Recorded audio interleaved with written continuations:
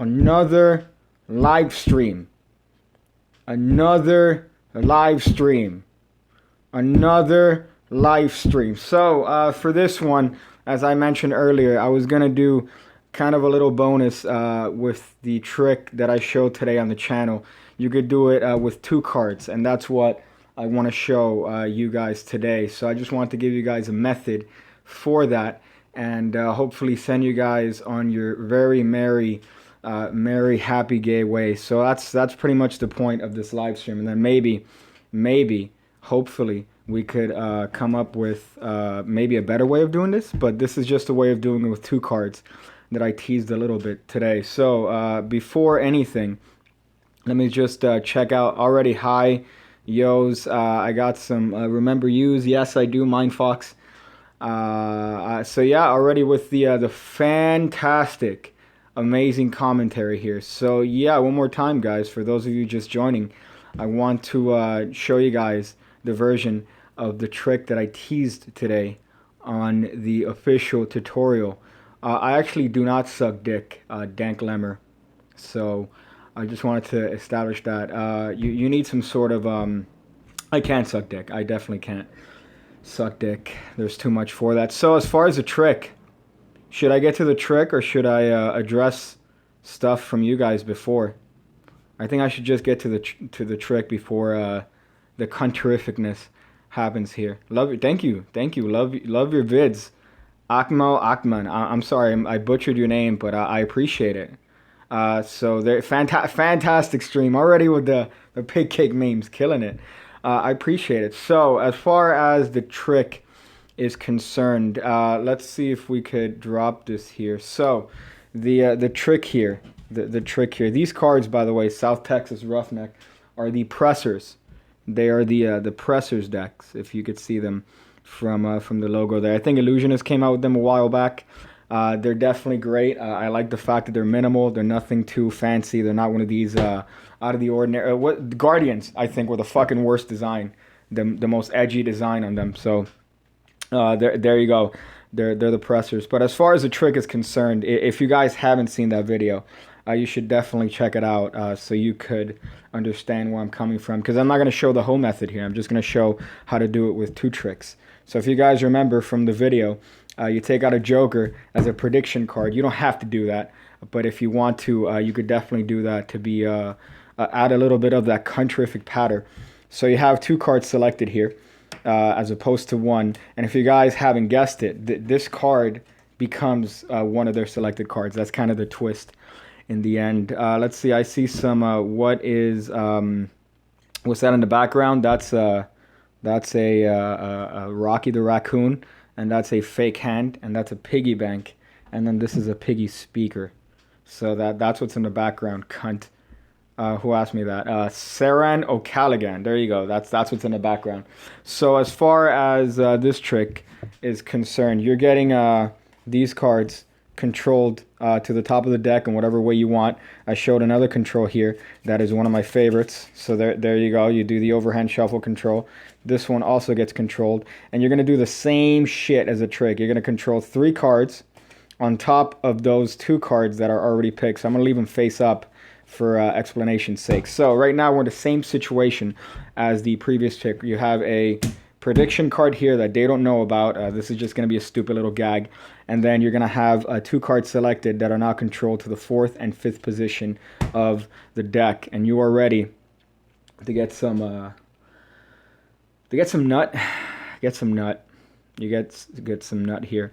Has a girl ever pooped on your... Okay. All right, so I'm going to explain this trick, and then I'm going to address the comments here. So we'll do that first. So next thing you need to do is, instead of spread calling one of these cards, you're actually going to spread call both of them. That is, of course, after you've thrown the Joker onto the deck. So if you remember from the trick, you squeeze the deck. You squeeze the deck so that they bevel a little bit. You spread them, and then you are going to show the Joker here and throw it somewhere in the deck. So let's see if I could do it from this awkward doggy style position I'm in. So there you go. See, first try. So right now the Joker's in. You square it up, and as I said before, what's going to happen is that instead of spread calling one of the cards, you're going to spread call both of them. to the position of the joker. So now that's going to prepare you for a switch that you're going to do in a little bit. So in the same trick, you're doing the same shit. You're out jogging the joker, and you say, oh, see, I stuck it there, and I threw it between a card here, and it happens to be, of course, this is going to be one of the cards. This is going to be face up. I'm just showing you face down for instruction purposes here. But this is going to be one of their cards. So they're going to be like, oh my God, that's crazy. Oh, hey, have my kids. I want you to ejaculate all over my back. Oh. And then after they're done reacting to that, you're going to just thumb this card off onto the table, and you're going to be prepared for a switch here. So you could do the switch of the joker for this card in a couple different ways. Let's see if I remember the video. There's a video on my channel called the M. Night Shyamalan card trick. M. Night Shyamalan.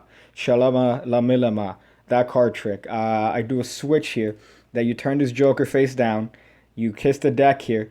And you're just going to use these fingers, these sneaky little fingers, to drag out that bottom card, supposedly being the joker. So in action, it should just look like you are, you just put out the first card. You're showing the joker, turning it over. Your fingers are dragging it, and that gets dropped to the table. So that has switched the joker for the second selection. If not, I'm going to show a switch in another video. I'm going to show a switch from another video here that is a John Pierre Valerino switch. So the switch looks like that. Of course, this is the worst possible angle, but the switch, trust me, it is one that flies. So I think I lost the joker here. Let's see if we can find it here. There you go. So as far as the switch, let's see if I can get in position here. I'm going to be showing this in more detail in another video. But the switch itself is, as you are turning this over, you're going to come up to here with this card, and then this card gets spun out as if it's the original joker. But really, haha, it's the face down card. So right here, you say you're going to repeat the trick again. You squeeze the deck. This time you're turning the deck face up. They think this is the joker. Really, this is the second person's card. So you could do whatever you want. You could pretend to do it and mess up and go, oh, that sucks. That's not your card. Gee, what was your card? Oh, is it this one? Yeah, it was. Cunt. So for that, you've pretty much done a trick where you throw the joker in the deck. You find one card, and you've turned the joker into the second card. So that is the actual method for the version where you could do with two cards. Now, I'm going to archive this. I know I've gotten a couple messages here that I'm going to archive this because as far as this, I do want you guys to learn this method because it's a good method, and you could do it with two cards. So that's a good thing. I just got a fat here from, oh, there you go. Thank you, Senna. Thank you. It says there's more money because my dumbass forgot my Patreon account email and password. So keep up the good work. Thank you. Thank you for that fat dollar. Those $6 you just threw at Pigcake. I appreciate it. So I'm going to archive this trick as far as this live stream because I do want you guys to do this. It's a good trick. Now, the initial method is good just by itself. So just doing it with one joker and getting the card, that is good. But if you want to do it for two people, maybe you have an opportunity to do that. Then that's going to be an even better trick. So you could definitely do that. So don't worry your little hearts off if you think I went too quickly here. But that's a trick. I hope you guys like that. That's fucking fat. Let me see if there's anything else here that's legitimate here. It says, can you show your face? I've said many times, well, I'm not going to show my face. And the reason, of course, is when I don't want to. I like the mystery of not showing my face and keeping it, who is it? Am I just two hands? You don't know that. I could just be two hands here. So there you go. The Awesome Kiwi says, Nova variation with a crimp card. I don't like to use a crimp card for this method because I want it to be surefire every time. So wherever the joker gets thrown, if I just call the card there, then I have a surefire method. Fucking shit, I just got here and you said you're finished. Guess I'll watch it tomorrow. I'm going to archive this literally after I put it up, especially because I seem to have a poor connection. Thank you, Comcast Xfinity, motherfuckers. So I'm going to put this up immediately after I'm done here today. So don't worry about it, Jan May. Let's see if I could. Don't show my face, show my dick. Bilal can. Maybe later. Maybe I might show my face. I might show my dick later. There you go. So let me see. Oh, actually, what I wanted to do here too, I actually have for this Patreon deck, I actually have 3 more people that I need to add here. So I might as well do this on camera here. So first person here, let's see, is gonna be Eniko. I can't even spell that name correctly without verifying it. But Eniko, thank you, sir. You are the 7 of clubs. Eniko. There you see my bullshit handwriting there. Obviously, when I was a child, I was dropped many times in my head. But that's the first person here. Let me see. The second person here is Troy Smith. Thank you, Troy. Thank you for joining the. I'm calling you guys piggybackers, because I like the name. It's kind of puntastic. So that's one over there, and then the next one. Let me see who else here killed the game. Chrisp, yeah, Crispy. I don't know if it's Crisp or Crispy, but you're the 10 of hearts here. Crisp P. There you go. You're welcome. I appreciate you. You have a bigger penis subsequently, so I just wanted to make sure that y'all. You know what? I'll also add. Let me see. Somebody super chatted me here. Senna, I'll add you here too, just because you said you forgot your Patreon password. But I'll add you here. You're gonna be the 7 of hearts. Senna, reid. Boom. There you go. Look at that. So now you guys are part of it. Somebody made a comment that, of course, I used this shitty deck for this, and I died reading that. I actually like these decks. These are you could just find these anywhere in like Walgreens, or if you live in the north. They're called Dwayne Reeds, but I like them. I like this back pattern. So whoever said that, you can go fuck yourself, because I like these cards. So thank y'all to whoever these guys are. You guys are gonna hopefully make me create a pigtastic deck here with these cards. So I appreciate that. Y'all have bigger penises now.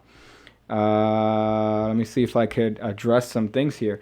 Stamos Production. I like you just for the name Stamos, because it reminds me of John Stamos. I don't know if you know who John Stamos is. He's in a Full House, or was in Full House, and he's I'm sure he has a giant penis. So Anthony Pena, the actual person who has the 5 of hearts, is a headphone warning that I use as a gag. So that's who got the 5 of hearts in the Patreon deck. I could get another one and then see whoever's the most cuntastic. I could put him on the deck. Just if that. Let me see. Pigcake can a pitch a trick to you and perform it. I'm pretty sure. Yeah, if you message me, I'll definitely check that out. Somebody already sent me a version of a trick by Ascanio. They sent me them doing it. They actually did it very, very well. An Ascanio trick. That's Aduro de Ascanio. He sent me a version of it that I've been playing around with. I really, really like it. So I like it when people send me tricks that they do, just because I like seeing other people do magic in a non-sexual way, obviously. So that's one thing that I do appreciate. Another thing that I want to bring back to the channel, I want to do a lot more reviews. If I get the chance, I want to do a lot more reviews. But I really don't have a lot of stuff to review. So I want to bring that back, though. I mean, I do have Odyssey, which I've been playing around with, and I do like that a lot. I have bought a couple decks that are really good that I would like to make some sort of comment on. So if you're a magician, why not? I'll do heavy competition with World Magic Shop. I'll review it. Dave Penn, I'm coming for you, David Penn, and the one that's not Craig Petty. I'm coming for you. All right. So if you're a magician and you want to send me some shit to review, I'll definitely do that. Just because I like learning new stuff. So you heard that first here on this live stream. I'm coming for David Penn and the Wizard product review. You guys, you very attractive British men. I'm onto you. So let's see anywhere else here that looks hot that I could answer. Has it been 3 minutes? No, it's been 14 minutes, Mustafa. Big nipples. I have average nipples. Let's see somebody here. David Smith, will you do a review of the piggy deck? I need to talk to my friend, see if we could do that. I really want to come out with a pig deck. Of course, I need to make it in a way that's obviously not going to be super expensive, but could still yield in some sort of profit. So I'm going to look out for that sometime. I might do, obviously, you need a Kickstarter for that, so I'll see if I could hook that up. but I do definitely want to do a deck. And for those of you that weren't on the Discord, because we were talking about this briefly, I like minimal decks. I really like minimal decks. So if I do make a deck, it's going to be something very minimal, almost like a Matteson rounder, but obviously pigified a lot. So yeah, Senna, I know, but it's been an idea. If on my to-do list, I've had a bunch of stuff. One of the biggest projects that I have is a deck, but just the logistics of it is very complicated. And if I do something on Kickstarter, I definitely do not want to fuck around with people's money. So I would want to like have everything already written down, already have the company ready, but I don't want to fuck around with that. So you keep in tune, I guess, for lack of a better term. But I'll see if I could get more details on that. So yeah, let me see. Do you like all Matteson decks? I don't. There's I love the rounders. They have the black ones. I have them over here behind me in my deck collection, which that's another big project of a video that I want to do, because I don't want to do a standard deck collection video. I think they're gay. But I do want to do some sort of a unique deck collection video. But I like the rounders, both the white and the blacks. I hate the dealers in terms of the marks, but I do like the dealer as cards. I think they fan really well. They're really, really nice in terms of the way they spread and stuff. I love them, but the markings suck. And then he has another one that are purple that they just straight up suck. They just have like M's all over the back. Those suck. But the minimal ones I really, really like, the Matteson decks. Let's see. Do you like DMC? Yeah, Ivan. I love the DMC decks. I have both. They actually sent me one, and I reviewed it on the channel, if you could see that review. But that is one of my favorite decks, the red one. The markings are just so fucking... You could see them from... Ray Charles could see him, and he's dead and black. But as far as the way they're hidden very, very well. They're not a marking that... Even if you have people comparing them, they're not going to find it because they don't know what to look for. But the DMC Elites, I definitely recommend to buy them. And they're worth it, $20. Holy shit. So I definitely recommend the DMCs if you get them. I love you so much. You brought me out of my depression. I appreciate it. I'm glad I did with my stupid humor. Talha. I appreciate that. I mean, I try to make people laugh, but at the same time, some people get offended, and I welcome that too. Let me see. Warning, R-rated, viewer discretion is advised. Yeah, so if you are watching a stream in some sort of school environment, I highly recommend against that. Some people have told me they've done that. And the last thing I want is people on my ass for, either me saying cunt or other things. So there you go, yeah. Whoever said that, Retro 217, viewer discretion is advised. That's funny.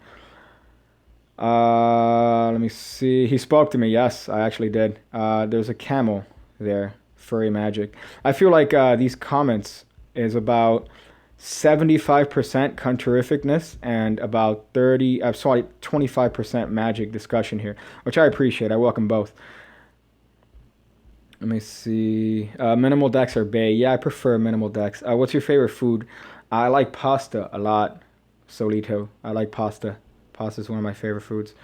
God, those Arabs are so gay on the stream. I haven't seen any gay Arabs here, so I don't know what to tell you. Let's see something here that's also good. Review my penis. Review my penis. That's really funny. It's an average dig. It gets the job done. The 5 of Hearts meme, that's from an earlier video. If you look at episode 4, check that out. And will the piggy deck have a 5 of Hearts? Yeah, I'm pretty sure those cheap fucks at the United States Playing Card Company are going to charge me way more to have a card missing. But I might put like a specific design on the 5 of Hearts that might be funny. So that's one thing that I'm thinking of. Let's see. I'm a magician and I have a new trick. Would you want to see it? Yeah. Again, Jen, just message me. I'd love to see any trick that anyone has. Of course, if it's going to be like 240p camera aimed at your crotch while you show me a 2-card Monty, a method of doing a 2-card Monty, I'm not going to be, I'm not going to say good things about it. But if it's something cool and original, I'll definitely like to see it. So yeah, I just answered that. I see some 9/11 memes. The 23rd card is the 5 of hearts. That's not true. I think I took it out. Let's see. 1, 2, 3, 4, 5, 6, 7, 8, 9, 10, 11, 12, 13. Ooh. Haha. You already fucked it up. You know what? I'll do a quick review on these cards. Look at that. Bringing back the review. Pigcake. Hold up. Give me 1 second here. Pig Cunt Reviews. Pig Cunt Reviews right here. Bring it back.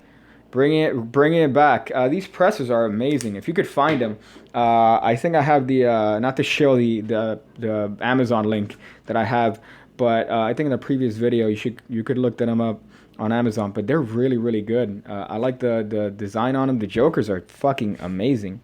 They're really good. They're also the same, which is something that I do like. You have jokers that are way different.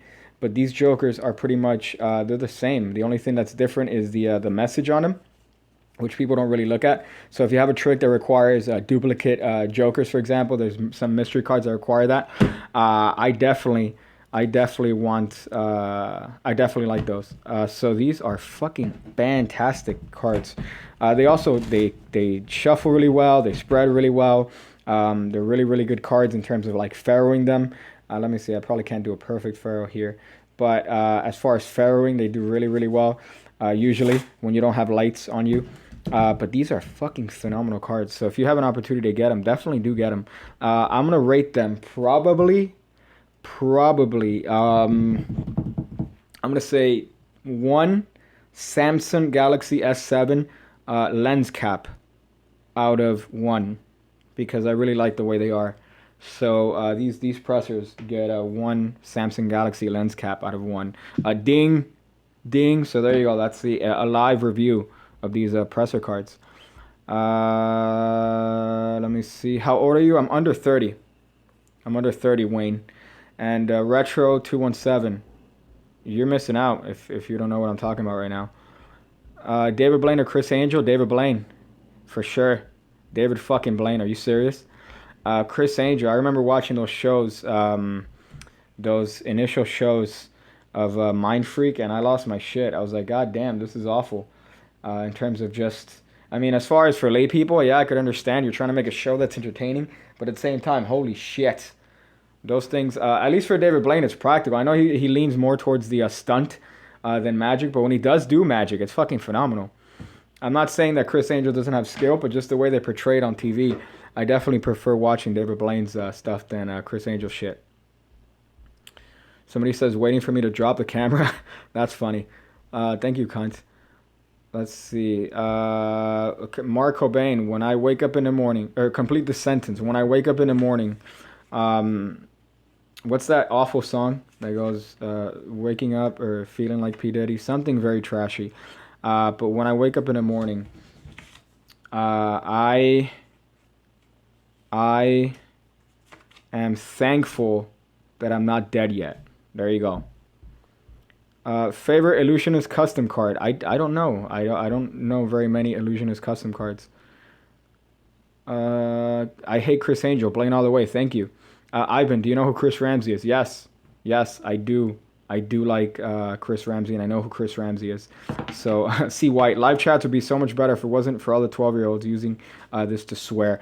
Yes and no. I mean, I do condone free speech, but at the same time, I like using curse words when they're necessary, and I feel I use them when they're necessary. If people just use them because they're words, then they lose their function. So I should have moderators, but I really want to go against that because I'm a fan of saying whatever it is that you want. So if you want to come and say some countryfic stuff, yeah, but if it does take away from the actual live stream, then yeah, I should have some sort of moderator on that. I'll look into that. But I do condone free speech, so it's hard to find a balance. Let me see. Arthur Skate, do you know me? I don't. Let's see. Please say my name once again to make an intro for my channel and tell me if mint decks are dope. Stamoth. There you go. I've said it. What flavor does the cake is? Is it like pig meat with pig fat? Kevin Allen.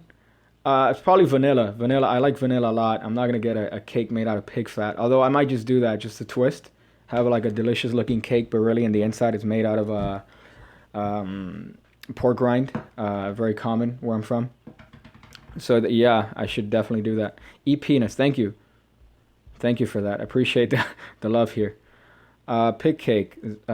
No homo. I love you, though, my guy. Thank you, Zaf. I really appreciate it. I love you too in a non-sexual way.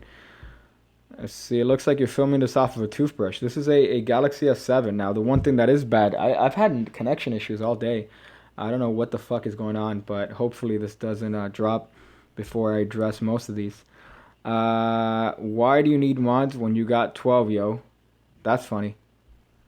If you could have only one deck, what would it be? Probably a bicycle deck, evenly. That's fucking funny. Your name, evenly. Probably just a bicycle deck. I think that they're the best. Easily available. They spread really well. I mean, I don't see anything wrong with having a standard bicycle deck. What move is currently your adversary? I don't really have a move that's hard to do right now. I've been just, trying to just come up with stuff. But as far as moves, I don't really have any move that's completely hard. I know a bunch of people were talking about in the previous stream, they were talking about the raise rise. I'm not going to take time to learn that. It's a great move, don't get me wrong, but I just think that there are others. I know lazy rise. I know that Chris Mayhew has lazy rise. I tried to learn that. That's hard too. I don't know why it's a lazy rise. That's hard. I mean, probably easier than raise rise, because raise rise you got to do some pinky shit. And I don't know about you, but if you see my pinky, it's definitely not on par for that sort of gratuitous sexual nature. But the lazy rise, that is hard too. I love Chris Mayhew though. I would definitely do some weird stuff with Chris Mayhew in terms of not only tricks but sexual stuff. I'm definitely a huge fan. Let me see if there's anything here. Oh shit, the faggot street. Thank you. Hi, nice to make your acquaintance. Let's see. What did you teach, Colin? I taught a version of today's trick with 2 cards. So today I put a trick where you have the card spread like this. You throw a joker and then it ends up being next to their card. I showed a trick, I want to say 20 minutes ago, a version of doing that with 2 cards, where the joker turns into the second selection. I'm going to archive this so you could see it, or I shouldn't archive it. Ooh, should I be a dick? And if you saw it, you saw it, and if you didn't, fuck you. What should I do? Should I be a dick?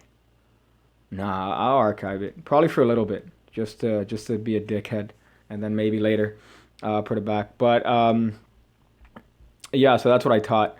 Are you good? Yes, I'm good, Parkour Chris. Ooh, Xavier Spade, how you doing, sir? Nice to have you on the stream here. So I'm glad. Let's see. Oh, of course, fantastic comments here. Don't archive it. That'll be great. But yeah, I'll definitely put that on the. I will definitely put that on the archive later today. If you missed it, I'm not gonna be a dickhead, so I'll put it on the archive. What's good, playa? Xavier Spade. Well, just doing some stuff here, dog.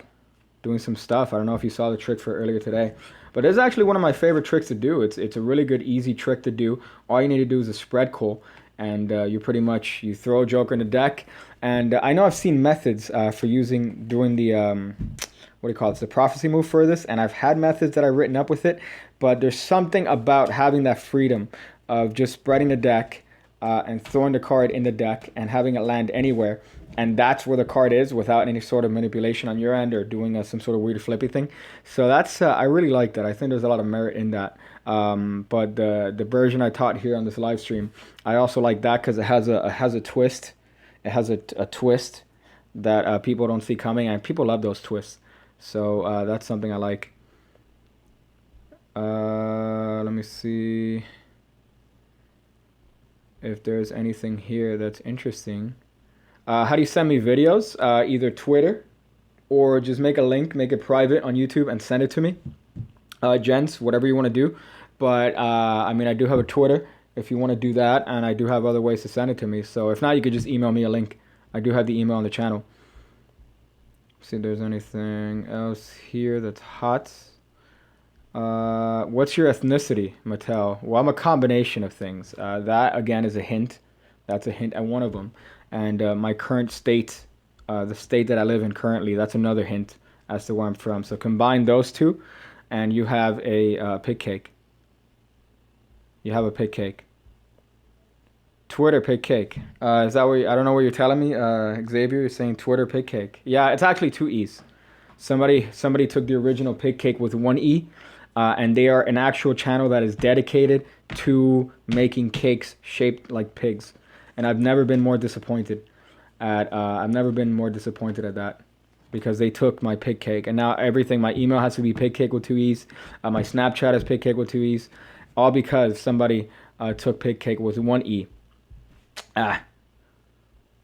So there you go. Let's see if there's something hot here. Do a spring flourish. Yeah, I feel like a Muppet. I mean, like a puppet here. Hey, do this, do that. There's a hot spring flourish. If I do it longer, as what she said, then what's gonna happen is it's gonna really, because this is a hot microphone, so it might pick up, and it may act. You know what? Let me bring it to the microphone. Let me see how this sounds. Headphone warning. Live headphone warning there. I'm sure that's gonna kill some of you. So I hope you like that. Favorite video game, Solito? The game, I mean, I don't really play a lot of games. I really used to play a lot. I know I was big on Fallout. I played Fallout 4 for a bit. That shit was fun. The last game I played was Breath of the Wild, and I beat it. And of course, when you beat the game, you're only fucking 17% done with it. So I'm still doing that. I'm gonna see if I could get the DLC sometime for that. Let me see. So yeah, that's the last game I played, but I liked it a lot. Did you comment? No waff. I like it. I mean, yeah, I mean, Xavier, you're still on this. I love your shit. I would probably kill Small Tree Monkey for about half, or not even, for just, if you get like a square inch of that equipment you had behind you, I'd probably kill Small Tree Monkey for it, because I just love tech shit. So that would be that. But I love your shit if you're here listening to that. So that's for you right there. This you can't see it because on the chat, obviously, but where I'm scrolling right now, this is where you're at. I'm putting my finger in your face. What age did you start Magic? PB Escalon? I started Magic when I was 11. I started Magic when I was 11 years old. You could kind of figure out my age if you've seen previous live chats then. But I started when I was 11. When I was younger, I still watched, there were these specials on TV called The World's Greatest Magic. I remember watching those and just dying. Me and my brother would try to figure out the methods. I remember watching Jeff McBride and I lost my shit, thinking that, mind you, he had a machine that would bring the cards up. And I explained this to my mom. I said, oh no, he has a machine that brings the cards up that he could produce. And of course, when I saw the actual method on how to produce cards, I'm like, that's not the way it's done. Of course, I was wrong because I was a young cunt. But that is one of the first things that I loved watching when I was younger. You just have to get the feeling for Lazy Rise. Yeah, Surf It. But as far as that, I mean, Chris Mayhew. I fucking love Chris Mayhew. He has other stuff that's also really, really good. I bought his Penguin Magic stream. Not the stream, the lecture. I don't regret it. I know they got like a bunch of bad reviews saying, oh, he's a fucking character.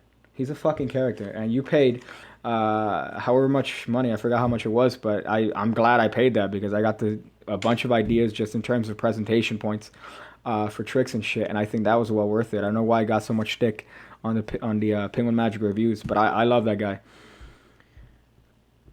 CCF Fire, you are amazing. Thank you, sir. I appreciate it. I appreciate that shit.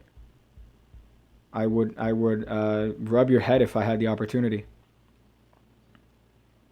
Because people don't understand Mayhew, Xavier Spade. Yeah, I don't understand it. He's a character. He's one of these magicians that you watch him perform. And I remember on the lecture, he was doing a shit where he made a card disappear. He was making a card, it kept leaping. And people said that was boring. No, that shit was fucking, at least to me, entertaining. Holy shit. It was, hysterical to watch. And just the way he presents tricks. I remember seeing... He was doing a demo video where he's doing this whole thing, and I died because it just seemed like every other basic fucking demo that I've seen for people doing cardistry stuff, and it killed me because it was in front of like a river. He was in like train tracks doing all the illusionist stuff that I like poking fun at. So yeah, in China for his lecture tour. Why doesn't he come here? Why doesn't he come down here? That would be fun. I'd rub his belly. I'd definitely rub his belly. Let's see if I see some hot stuff here. Some hot. Pigcake is everything for your YouTube channel because I actually got actual axe because I actually got the original Pigcake on YouTube, and everywhere else it was taken apart from YouTube. So that's why I have it's Pigcake with one E on YouTube, and it's Pigcake E on everything else. So maybe I might change the YouTube to Pigcake with two E's, but I mean for the sake of continuity. But just know everything else is Pigcake with two E's because it was taken before. Damn it, those bastards. Did you play Skyrim once? Probably once, yeah. Solito Marco, probably just once. Mustafa Jawad, he's 27. That's funny. Maybe. Let's see. Mani Khan, what do you think of Jay Sankey? I love Jay Sankey. I said on a previous thing that one of my favorite tricks, or one of my first tricks that I learned was Jay Sankey airtight. He just grabs a deck and throws it in a balloon. That was the first trick I convinced my mom to buy. That was amazing. To say, I mean, his current stuff. I don't know, man. I don't know. There's a lot of weird stuff with his current stuff. It's somewhat cringy. I see tinges of the old Jay Sankey there, and I still love his creativity. I love the fact that he could do and come up with just fucking. He'll grab like a pen cap and he'll do a trick with a pen cap.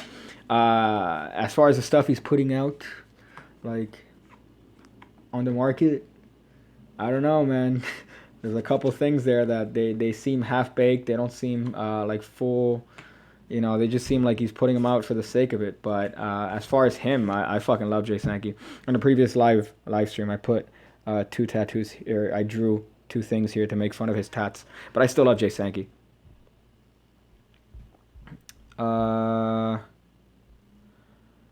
Let's see. Calling tips. Yeah, I'll drop some calling tips just because. Pigcake, hit me up later. I'll send you a vid of Mayhew doing a spinning back kick. What? What? I would fucking love to see a video of Chris Mayhew doing a spinning back fucking kick. Holy shit. Definitely. Yeah, I'll hit you up. Holy shit. That is phenomenal. So hold up, before I lose my mind thinking of Chris Mayhew doing a fucking spinning back kick. As far as spread call, I mean, the best advice, practice. Holy shit, practice. And I found that a lot of sleights that involve complicated finger movement, the more you practice, one day it will just hit you like a brick. You'll be struggling with the move. You'll be struggling with the bottom deal. You'll be struggling with whatever pass. But then if you practice it enough, you'll find that one day you'll do the move and you won't even realize. You'll be like, oh shit, I could do it now. To give you an example, the Revolution cut by Brian Tudor, I don't know how many fucking months I spent trying to learn this stupid bullshit of this Revolution cut. My fingers wouldn't know. I did some weird, it was like some weird thing. And then one day I just got it. And from then on, I knew how to do it. Same thing with the pass. I could not get the mechanics of a pass down. I could not get it down. And, it took me months and months. And I was still like, I don't know how. And then one day I hit it. And from then on, that's it. So same thing with the spread call.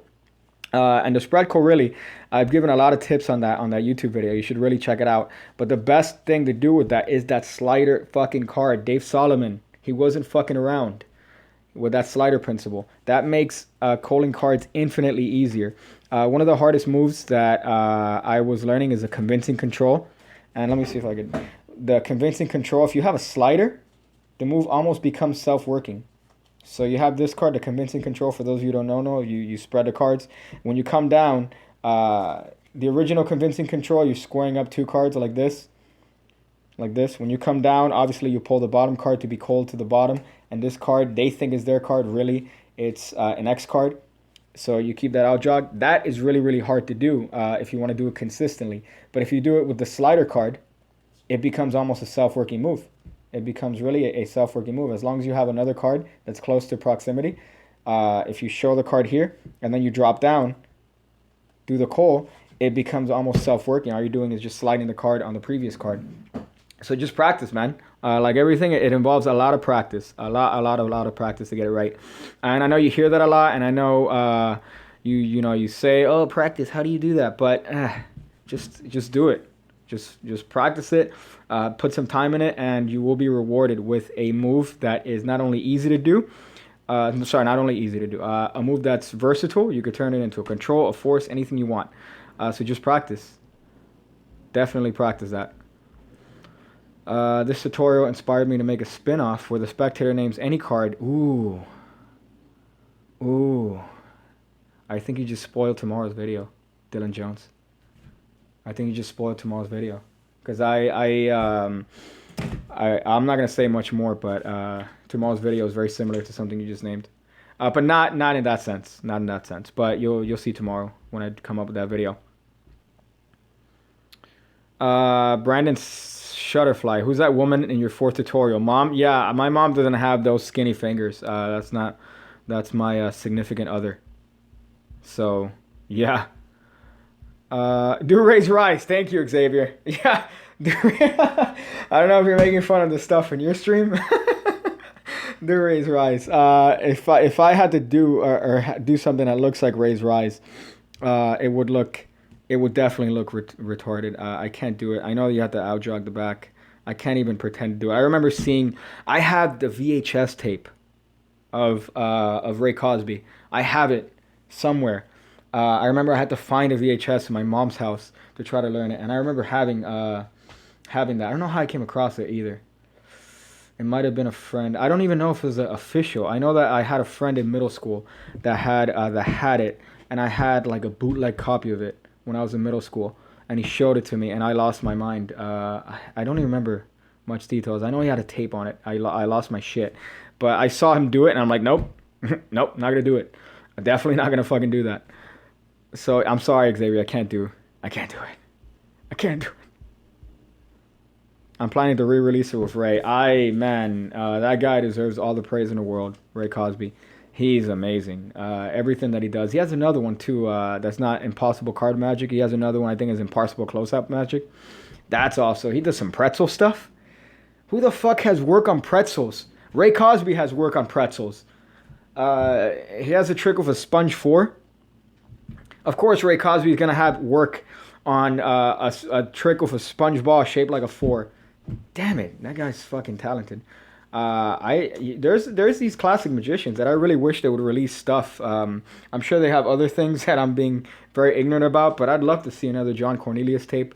I'd love to see another Ray Cosby tape, and of course, Xavier, when you come out with that, I'm gonna definitely throw some hot dollars on that. But I just love to see a lot of these older magicians doing stuff. Magicians from the 90s when I was a young pig, a small pig. Let me see if there's anything here that's also phenomenal. Yeah, I'm going to ignore the shout-outs. Here. Color-changing apple. Yes! Color-changing fucking apple. Guys, if you haven't seen that, he bites a red apple, has some dialogue. When the spectators look back, the apple's fucking green. Same apple. Same fucking apple. No apple switch. He's not doing the Di Vernon, Marlowe subtlety on switching apples. He doesn't have a holdout, a fucking Jeff McBride holdout. It's just an apple. It's red. He takes a bite of it. Are you right-handed or left-handed? The apple's fucking green, and it has the same bite. There's no apple switch. Fucking crazy. Fucking crazy. So, let me see something else here. First try, flip that Pigcake speaker. First, flip the it says big cake speaker. Let me see if I can do that. It sticks. See, it sticks to the table. So if I could flip it. Nah, fucked it up. It's actually an awful speaker. It's an awful speaker. I've contemplated looking up the Chinese company that makes it to see if I could get some sweet hot dollars from that. But it's an awful speaker. I would never sell that. Even if it looks cool, even if it's like a speaker, and it almost looks exactly like the logo. It's a very it's a hot coincidence for that. But I wouldn't sell that. I wouldn't put my name on that. Can you do a double undercut? Yes, CCF, Cozen, Hack and Coke Fire. I will definitely show you a double undercut. And I realize I take these things for granted. These are stuff that I've been doing for years and years and years, and then I realize, oh, there might be people that don't necessarily know all the sleights and know all the moves in learning the stuff. But a double undercut, just simple. You have a pinky break. That's already too much exaggerated of a break. But you have a break right there. When you grab it with your right hand, it automatically makes a thumb break. You grab some cards from below, put them on top. You could grab some more cards below, put them on top, and then grab everything below your thumb break and put it on top. That's a double undercut. And the benefit is that it leaves the deck in the exact same order, but really it's just an appearance of a fair cut. And I think a lot of people give it shtick. Oh, you're doing a. It's a very. It depends on what you're looking for. You're doing everything should depend on context. If you're doing a pass, the best times to do a pass are when you need the spectator to be sure that the card stays in the middle. So if you don't want the apparent manipulation of the card, that card stayed in the middle, you do a pass. If you want some sort of display of control, if you want some sort of display where you have manipulation of the cards, then you should go for double undercut. But in my experience too, one thing that's weird, some spectators forget the double undercut. So that's something you could play with. They forget that there was even some sort of overt control. So those are just a bunch of ideas to play with. But a double undercut, definitely underappreciated. Definitely a very underappreciated control. Let me see if there's something hot here. Thoughts on Delight. Ha! There's I have one. Fuck. I have one right here. Son of a bitch. I don't know where I remember seeing someone talk about having one in your pocket. I don't have one that's white, but that would be awesome. I don't have one that's white. This is a knockoff one I found in Barnes and Nobles, but somebody said in one of their lectures that this is great to have in your pocket because you could just reach over to something red and just have like a streak. I've done that and it just looks crazy because people don't typically know that you're gonna have a fake plastic thumb with a battery inside. Definitely don't want to be taking this to airports now, but there's a cool if you find like a brake light and you just apparently plug a light from the brake light, it looks fucking nuts. If you have a white light, you could do it from your iPhone, and it's something that's very surreal. One of the things that I started learning when I was first learning, one of my heroes was Jeff Sheridan, and he was just into the surreal. I fucking love him. He had a couple tapes of Penguin Magic a couple years ago on card manipulation, but his main cheese is surreal stuff, and he really got me thinking about all these surreal ideas, like turning matches into ice. I came up with an ice holster. Holy shit. Just surreal ideas, stuff with smoke and bubbles. I always wanted a method where you could, and the E6 today have blown my fucking mind. Because for years and years and years, I've always wanted to come up with a way that you could have, the smoking thumb trick, or you can do smoke and bubbles and not smoke cigarettes because I don't smoke cigarettes. So that's one thing that I've always wanted to do. So now you have these cigarettes. Let me see if I can show you one. Hold up. If I have it here. You could find these now in any fucking convenience store. You could find these in any convenience store, and even CVS's. I think CVS, I don't know, because they stopped selling cigarettes, but these are electronic cigarettes. These have nicotine. I don't use them because of the nicotine. Straight edge. But as far as the actual thing, this is actually from a smoke gimmick. I'm not going to say what it is, but they come with these little cigarettes. This is the battery. You screw on the little thing. These are... good. These are good. Obviously I don't condone it if you are under the age of 18, but it does allow you to do the classic smoking thumb trick without the standard, shtick of the cancerous cigarettes. Because the original method used a tiny bit of a cigarette inside of like a wooden dowel holder thing. Even that, I was contemplating that for a while, but I'm like, nope. Mm-mm. Somebody said CM Punk. Yes, thank you. Straight edge CM Punk looking ass. I don't look like CM Punk. I don't, but I do appreciate the straight edgeness. So that's one thing. But if you guys find these, look these up. And this is the charging case, by the way. You see the charger right there? You stick that in, you charge it, and then you're ready to go. You could do a smoking thumb. You could do a whole bunch of stuff with that. So that is an amazing gimmick to keep. That I have a bunch of questions here asking me, oh, do you have gimmicks? Boom, right here, gimmick. That's one gimmick you could use and adapt to your own shit. So do you smoke? I don't smoke. I don't smoke. The ones that I have no nicotine. I know that there's still some sort of weird... there's no long-term studies on the effects of e-cigs. No long-term negative studies. I have made the fluid before, propylene glycol. You get glycerin, food-grade glycerin, mix it up. But anything is bad for you in excess. So, but I obviously prefer that than to the thought of smoking a cigarette. Zaf, he mentioned it previously. Oh, you're talking about the card kindergarten. Yeah, it's rare as shit. I remember finding it years and years and years ago. Again, I only had very few friends in Magic that I've seen face to face, but I remember he showed me the stack years and years and years ago and said that it was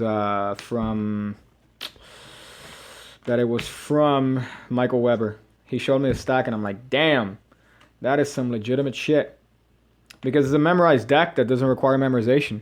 So if you have an opportunity to look that up, but this guy showed me that years and years and years ago, and then that's the one that I've been doing. Find out who stacked that really is. I mean, as far as my understanding, it might be Chris Ramsey. Chris Ramsey. Wow, look at me being stupid. It might be Michael Weber. Jared MC, do you drink? I do not drink. I do not drink. Just smoke a smoke machine. Thank you. Yes, a smoke machine. If somebody figures out a way to do the thumb with those battery packs that look like these, they just have the little thing there. If somebody figures out how to do it there, please show me that. David Tosovic, what were you teaching in school? History and psychology. That's what I taught before they were countryrific. So unfortunately, that's what I taught. Ramsey, right? I don't know why I was thinking of Ramsey. Maybe it's the beard. It's the beard. It's definitely the beard. Do you like the mechanics deck? I do. I do like the mechanics deck. I like the little thing that you riffle, and you see that it's different patterns. I like that. You know what I saw recently too that I lost my shit? Dan Harlan do the original cartoon on Penn and Teller Foolish. I saw that. And I was like, oh, shit. I know he's going to twist him. And then he fucking twisted him. I lost my shit. I actually feel dirty because I bought a knockoff cartoon. I feel a little bit dirty. The Magic Makers. Ugh. I had the original one, so I don't necessarily feel too dirty. But yeah, I still feel dirty enough. Don't worry, Pigcake. I'm Christian, so making sure you love it. Oh, thank you. I appreciate it. I'm glad you, even as a person of the Christian nature, that... you still stick around even among the curse words. How common are high school psychology classes? Very common if they are a high school that wants to take AP classes. That stands for advanced placement. So they are the classes that people take to get college credits. So that's the one that I taught before they decided to be fantastic. So, but that's the one. I loved it. I fucking loved it. It was a great experience. I wish I could still be doing it if they weren't. But yeah, Death by Spork. When was the first time you cursed? Fuck, I don't even remember that. When was the first time I cursed? I don't know. I mean, it had to have been in school, and I definitely felt dirty doing it. So there you go. Can you do a trick using a center double lift? Not many tricks you could do doing a center double lift. I mean, apart from showing a card and putting it back in the middle. Sorry, I'm in the most awkward angle imaginable. But, I mean, hey, here's a card, sir. Memorize it. You got it? I'm going to put it in the middle. Do the magic motion. And now it's on top. Center double lift, Adam Robinson. There you go. Congrats to 18 subs. 18K. Thank you. Thank you. Again, I keep being surprised every time I get more and more subs, and I'm very, very grateful to everyone that's stuck around and watched my shit. Again, I've mentioned this previously, but when I first started doing this stuff, I didn't really even think I was going to get 100 people watching my shit. But then, you know, I had obviously made a little bit of a tiny countryfic following, and I'm grateful for each and every single one person that watches my stuff and likes it. So I'm very, very appreciative of that. Are you going to return to teaching, Adam Plays? Yes, if I can. Unfortunately, because of the circumstances, these people kicked me out with about a month left of school, so not a lot of schools are hiring for the last month. So I would have to wait till August if I have to do that. So Adam Plays. So if I were to keep teaching, it would probably have to wait. So I do have the summer. Unfortunately, it sucks. Let me see. Is there something? Oh, my favorite subscriber, Henlo Pigcake, Zio Benedetti, with a very, very Italian name. It says take a Vuk Lalik. Says take a break, and you spell break like a car brake. I appreciate that. Under the bottom card, and then do a double undercut, placing the bottom card on top. Okay. Again, I feel like a trick monkey. Do it, trick monkey. But there's my pinky break. You could drive a fucking gap through, swing, and then that shit's on top. There you go. And Xavier Spade, if you're still here, you ready for this? You ready for that? You like that? You like that? You like that double? Like, you ready? You like that double? Let me see if I can do that more obnoxiously. Hold up, wait for it. Double, get ready. Selling that. I'm gonna sell that on Illusionist. My Pigcake. Double, get ready. Here goes. It's a natural move. You just very sharply riffle up the back of the deck. Make it obvious to everyone that you're about to lift 2 cards instead of 1. There you go. Magic stream. I just bent the shit out of these. Great. But there you go. That was for your video today. I'm gonna go shit on my dick. That's so there you go, Illusionist. You're seeing it here first. Fuck off. That's funny. Yeah. Can you do a trick where you make Card Shuffler 99 disappear? Andrew McMahon. I appreciate your last name being the same as the greatest wrestling owner of all time. But do you want me to start YouTube beef? Is this what you want, Andrew? Huh? You want me to start YouTube beef? The fuck? Can't do that. Did you? No, man. God damn it. I think I've already mentioned why I was giving up. My teaching was given, but pretty much spent the class hearing the kids out. They had a lot of complaints about the school. Mentioned some sort of money things. The administration was very pissed off at me for mentioning money stuff. I mean, and then they let me go. That was the reason. Am I happy about it? No. Do I think they were cunts for it? Yeah, definitely. Because they were definitely in the wrong for that. Just because I spent the class hearing out the kids doesn't mean, it's their concerns. I think we should be listening to the kids. Obviously, we should have a level of, authority over the kids. But if you have 31 kids in the class and 28 are complaining about stuff that's going on around the school that has to do with the administration, maybe you should listen to them. There you go. Maybe you should listen to them. Does this mean you're half Arab? Does the ring mean you're half? Oh, damn. Okay, you said half Jewish, and I said Arab. Maybe. Let me see. My boy, what's good? What's up, Nick? Sounded like the cards farted. ASMR, straight from your first Magic ASMR YouTube channel. You just hear the cards. I don't think it's a live stream unless I do some ASMR roasting. You just riffle the cards. and all your worries go away. That was goddamn. My dick farts every time. Xavier, I see you're joining the I see you're joining the type of commentary on these live streams. You're joining the appropriateness. It's 30% magic, 70% dick farts every time. There you go. Let's see if there's anything else interesting here. Are you a liberal, conservative, and has that affected your job? Greg Jones. Ooh, politics. You're making me get into politics. That did not affect my job at all, whether or not I'm liberal or conservative.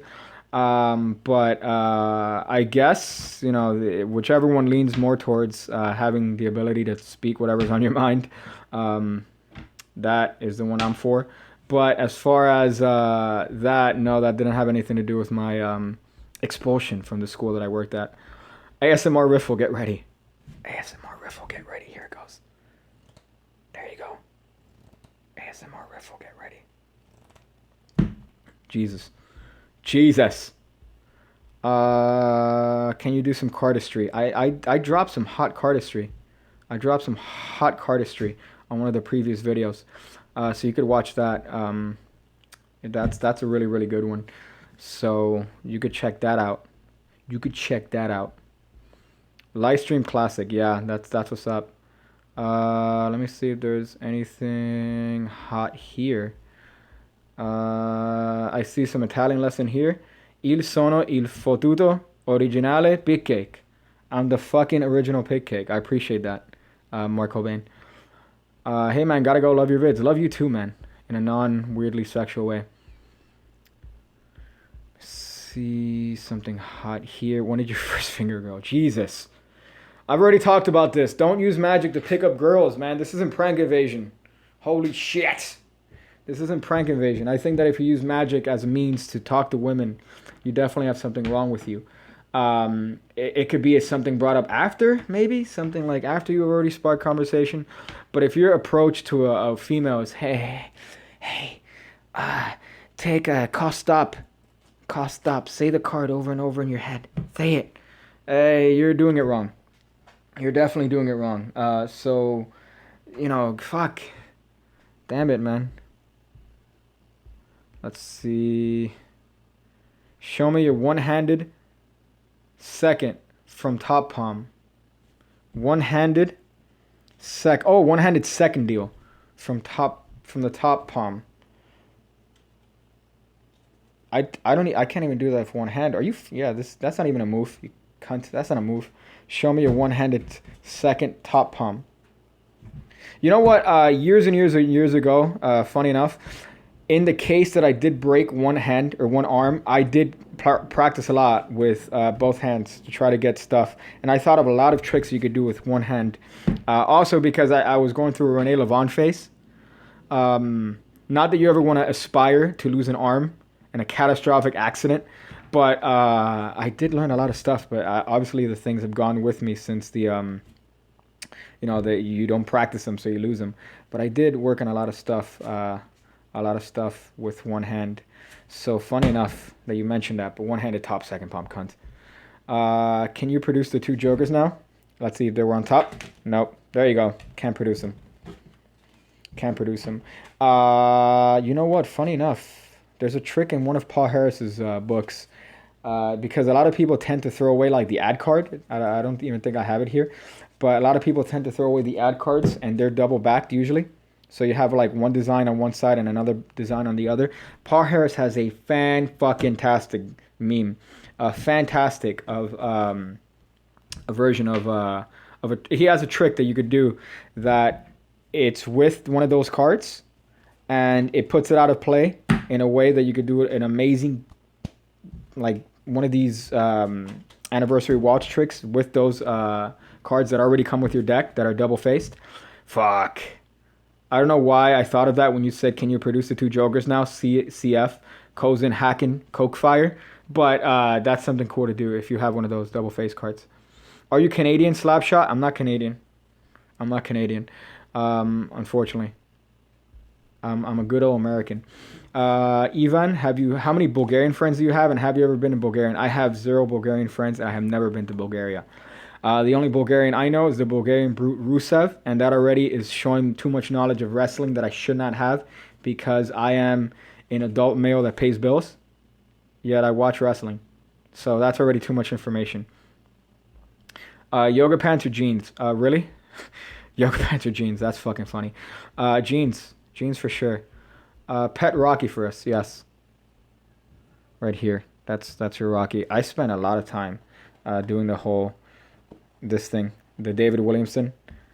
God, if that guy had a stake in Rocky Raccoons, he would be fucking loaded just on the stock from that. That I'm sure he sold from making videos with that. McMahon, contact my agent, said Andrew. Oh, are you soliciting on the chat, Xavier? Are you soliciting? There's some shit happening right now that's weird. No, one-handed second from the top palm. It's a move I'll show you. Oh, okay. I mean, it doesn't sound like something that I could do without isolating myself in a castle somewhere. No, one-handed second from the top palm.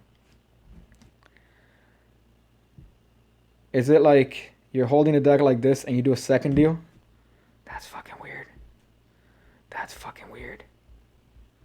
I'm going back to ASMR. Any tips on rings? I really want to buy a classical round. Probably black ring. Yeah, if it matches your whole personality. I like if I had I know I have a magnet ring, but it's black. Damn it. I bought it in Vegas when I went to visit from Denny and Lee. I don't think it was called Denny and Lee because they had some sort of weird fallout. But I bought it. It doesn't match. Doesn't match this, so unfortunately I don't wear it. But yeah, if you want to buy a ring, definitely buy something that matches whatever it is that you wear. I just wear these countryfic rings because I like them.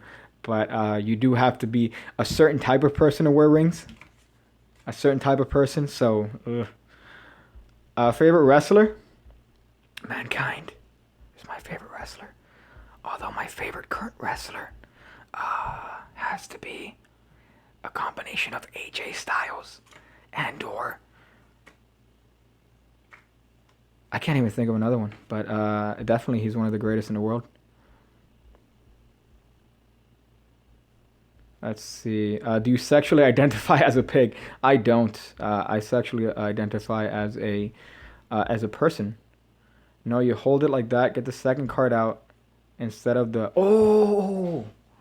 Oh, I see what you're talking about. You're talking about palming the second card from the top of the deck. Paul Cummings showed it to you. Ah, shit. That is legitimate. Jeff Hardy. OG Nick. There you go. That's funny. That's crazy. Damn, I can't do that.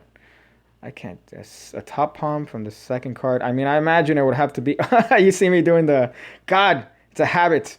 Sorry, I'll stop. It's a habit. This is a habit to me. I can't. No, that's weird. Especially with these lights right now. Not to give fat excuses. But I'm fucking sweating from these goddamn lights. So I'm sure anything that I do right now is going to look like hot ass. And I'm sure that's going to be a compilation. Oh, Pigcake sucks. Look at his pass. He can't even do a pass because the cards stick to... He can't... because...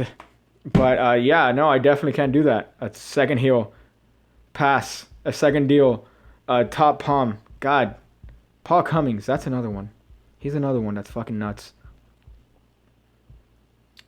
Let me see. Favorite impromptu trick. I've already mentioned this a lot. Back in Time by Jay Sankey. I think that might be the perfect card trick, and that's just my opinion. Because the story matches, the trick has a definite conclusion that's phenomenal, and it's impromptu anytime, anywhere. Again, I don't want to teach it, because if you guys haven't seen that David Blaine video, I think that if you show stuff that you haven't at least had a hand in, just for the sake of exposure. For example, Matt Franco card trick exposed, David Blaine trick that he did on Ellen, Chris Angel trick exposed, revealed, tutorial method. You're a cunt. You're a cunt. I'm a cunt, but I'm not that much of a cunt to do that. So I definitely don't want to show you that. But I know it's in Jay Sankey I know he published it in a book years and years ago. First time I saw it was in a tape. He had a 2-part tape that he did a whole bunch of other stuff that he does back in time. So, you know, credit to the creator. So if you want to learn it, definitely look up Jay Sankey's material.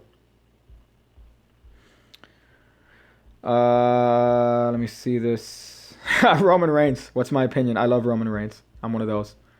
Not only because he's hot, but also because he's a good wrestler. Just came up in the wrong time, unfortunately. They pushed him when people were going for Daniel Bryan, and they shouldn't have. So if they would have done that to any other wrestler, they would be getting the same shtick that he's currently getting. But I think he's very talented and definitely underrated. Damn it. I'm too much wrestling info. God damn it. How old are you when you started to practice? 11. I think I mentioned that. 11 for sure. I was 11 years old, so I started practicing stuff. A kid showed me a really shitty card trick. I already mentioned he showed me a David Blaine levitation, and the entire day I was fantasizing. I was like, how the fuck is he going to levitate? Because he didn't show me at first. He's like, hey, I'll show you at the end of the day that I could float. And then at the end of the day, I cornered this motherfucker in the parking lot. 6th grade Pigcake. And I'm like, show me the fucking levitation, because the entire day I was fantasizing. Dude, I could just float in the hallway, and then all the girls are going to want me. I'm just going to float in the hallway and be like, hey, what's up? I'll take you with me. And then he does it. He stands on one foot, and I see that he's standing on one foot, and he raises this foot. And I'm like, you piece of shit. You piece of human shit. But from then on, I started learning card tricks. I started learning other stuff, and ultimately turned into the Pigcake that you know and potentially hate and or want to have some sort of weird sexual relationship now. So I'm very grateful to the fact that he showed me that very shitty levitation. Let me see. Do you eat cards? I don't like Jay Sankey. That's your opinion, man. Wrestling is a real. I know, but you got to appreciate the talent and athleticism of them. Lower the cost on your super chat. Lol. I didn't know that was a thing. Costs. Making costs. Is that a thing? Lowering the cost on your super chat. I didn't know you could do that. Or even raise it or lower it. I didn't know you can even do that. I was surprised super chat was a thing. I could see how that could become a definitely bad thing, especially for YouTubers with more subs. Imagine. It's set to 20 minutes. That's funny. How do you know that? Are you my account, Xavier? Let me see if I can do that. Jesus, what a great live chat this is. Me fucking figuring shit out behind the scenes. Let me see if I can do that. I don't even know how to do that. I'm sure I'll do that before the next one. Oh, $20 minimum. Oh, okay. I thought you said 20. I didn't even know you could do that. Let me see if I could change that here live. Yo, Pigcake live stuff happening. Things are happening. Live stream. I don't even know where to change that. Dude, fucking call me. I'll call you later, dude. Shit. Enable live chat. Yeah, fuck it. I'll figure that out later. I'll figure that. Do a trick. What? Am I again a monkey here? Let me see if I can do this. That's funny. Well, I see this. Let me see if I can fix it from the back end here. Let me see if I could do this shit here. Oh, shit. Damn, I didn't know I could see it from here. It's like Inception. I could see the... Oh, shit. See, because if you haven't figured it out, I'm doing it here on a Samsung Galaxy S7. So... let me see if I could figure this out from the back.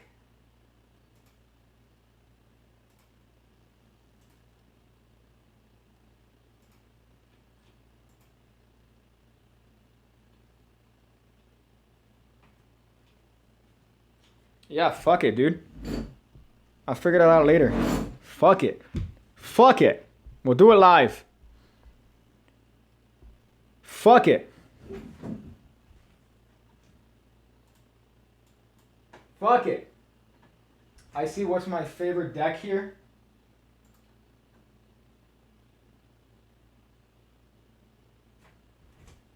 I see what's my favorite deck. I've already said bicycle. Bicycle cards are my favorite deck. Let me see.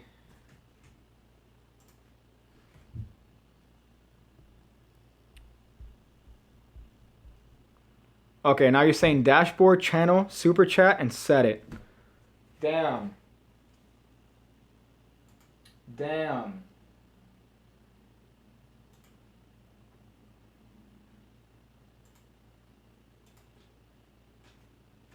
I'll call you later, man. I don't know how to do this shit. Yeah, I'll figure that out later.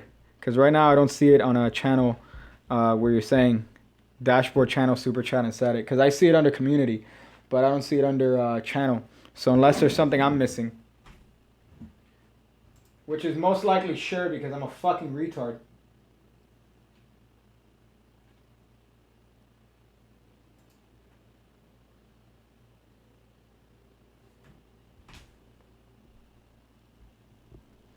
Somebody says Mercury card fold. Oh, because you want me to do it with this deck, don't you? You want me to do a Mercury card fold with this deck? I'm on to you. I'm fucking on to you. You know what? I will because I'm a cunt here. But tips on that. That's another move that requires a lot of practice on your end. So if you need to do a Mercury card fold, it really depends on the type of trick that you're doing it for. Now, Jay Sankey, again, to beat a dead horse there, he has a lot of shit with that. And it is definitely worth it to do it. To give you a hot tip, I like doing Mercury card folds with billets. Ooh, teasing some tricks. Definitely teasing some tricks there. I think that if you buy a stack, let me see if I have my wallet here. I always carry these in my wallet. They're business cards that are blank. It really depends on how much money you spend on them. But that's a fat tip. You could do so much with that. Another thing that I carry in my wallet, thank you, Brian Brushwood, is one of these. I haven't had to use it yet, but when I do use it, I will for sure try to bust that out and hope that I don't get shot in the face by a cop. So there you go. Let's see. Would you rather smash anyone you want and live to be 50 or die a virgin at 150? Well, you know what sucks about all these people that say that they're super, super old? It's sad because they say they have to live through watching all the people that they love die. And that's kind of unfortunate. So living to a very, very old age kind of sucks. Kind of sucks. But at the same time, you don't want to live till you're 50. Fuck that. Oh, you didn't show us the Mercury card fold. Ha! Yeah, okay. All right, cunt. But yeah, Mercury card fold. As far as what it is, it's as simple as you getting some sort of weird break here. You're going to bring this card back. See what happens? When you bring it back naturally, of course you want to bow the deck a little bit. That kind of helps. But when you bring the card naturally, what happens is that the card wants to fold there. So it's a natural move. It happens in one continuous thing. Now the person that has the most work on this, or the most efficient work on this, is Tommy Wonder. So Tommy Wonder, he has a method of doing it where he folds the card not twice but 3 times in one action. He does it in one action as he's shown the top of the deck. It's funny because if you watch enough Jay Sankey videos, you know he's gonna do the fucking move when he does this. He goes, so about how many cards are in the deck? And then he fucking does it, and you're like, I knew it. I knew he was gonna fucking do it. But you're bringing this card back over here. Now what's going to happen is that if you press with the thumb, it's going to naturally cause a bend there, which you could then squeeze with your forefinger on the bottom of the deck as you show it, and then that's your Mercury card fold. First time I learned that was an expert card technique. I remember learning it. I know because he has it in a card purse. They do it with a card purse.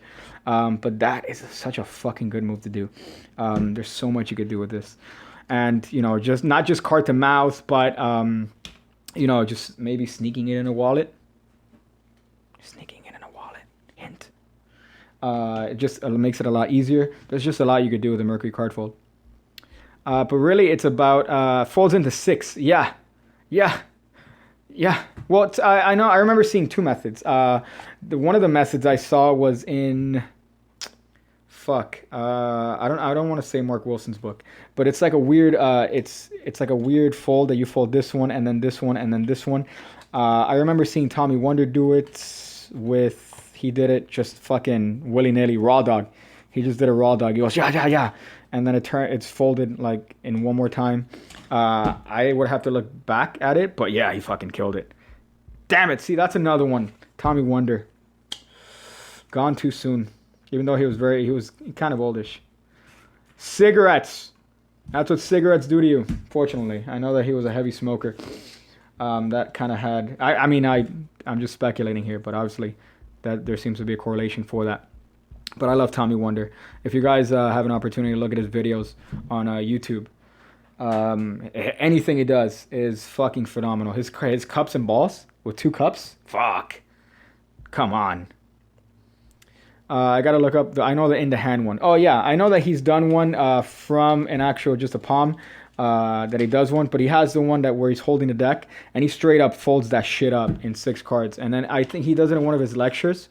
There's a lecture on YouTube that the description says, oh, this is available here with the permission of the estate. That shows him, I think, doing it. So that might be a hot tip if you guys can look that up. But he does it with 1 card and he folds it 1 extra time. Fucking blew my goddamn mind. Completely blew my mind. Blew my mind, that's funny. Blew my mind, there you go. Not Asian. Can you do the back in time? I don't want to do it. If you want to look it up, look up Jay Sankey. He's the guy that made it up. Let's see. What do you think of Daniel Matteson? That's funny. I love Daniel Matteson. I like his stuff. I think he's funny. But he's has to be a fucking character. He has to be a character. He has to be a character. That can't be a person. There's no way. I feel like he has to be like, just based on his stuff. He's very talented in every single way. He does a bunch of shit that I can never do. But that has to be a character. There's no way he's walking around going, hey, I'm Daniel Matteson. To people, you know, hey, I'm going to show you a trick. Hi, I'm Daniel Matteson. Here's a trick. Select a card, please. Like, there's no way he does that. Fuck. In my head, I picture him on train tracks, wearing skinny jeans and a hat. And like a shirt with a hole in it, but the shirt was like $400, and the hole was already in it when he bought it. Waiting for people to pass by to do card tricks. And going, hi, I'm Daniel Matteson. Here's a card trick. That's how I picture it. I know that's not the case, but that's how I see it in my stupid pig head. Daniel Fernandez, I don't know who he is. That can't be a real person. I mean, yeah, he's a real person, obviously, but I'm saying like his character. His fucking character, man. There's no way that the person that you see in the videos is a real person.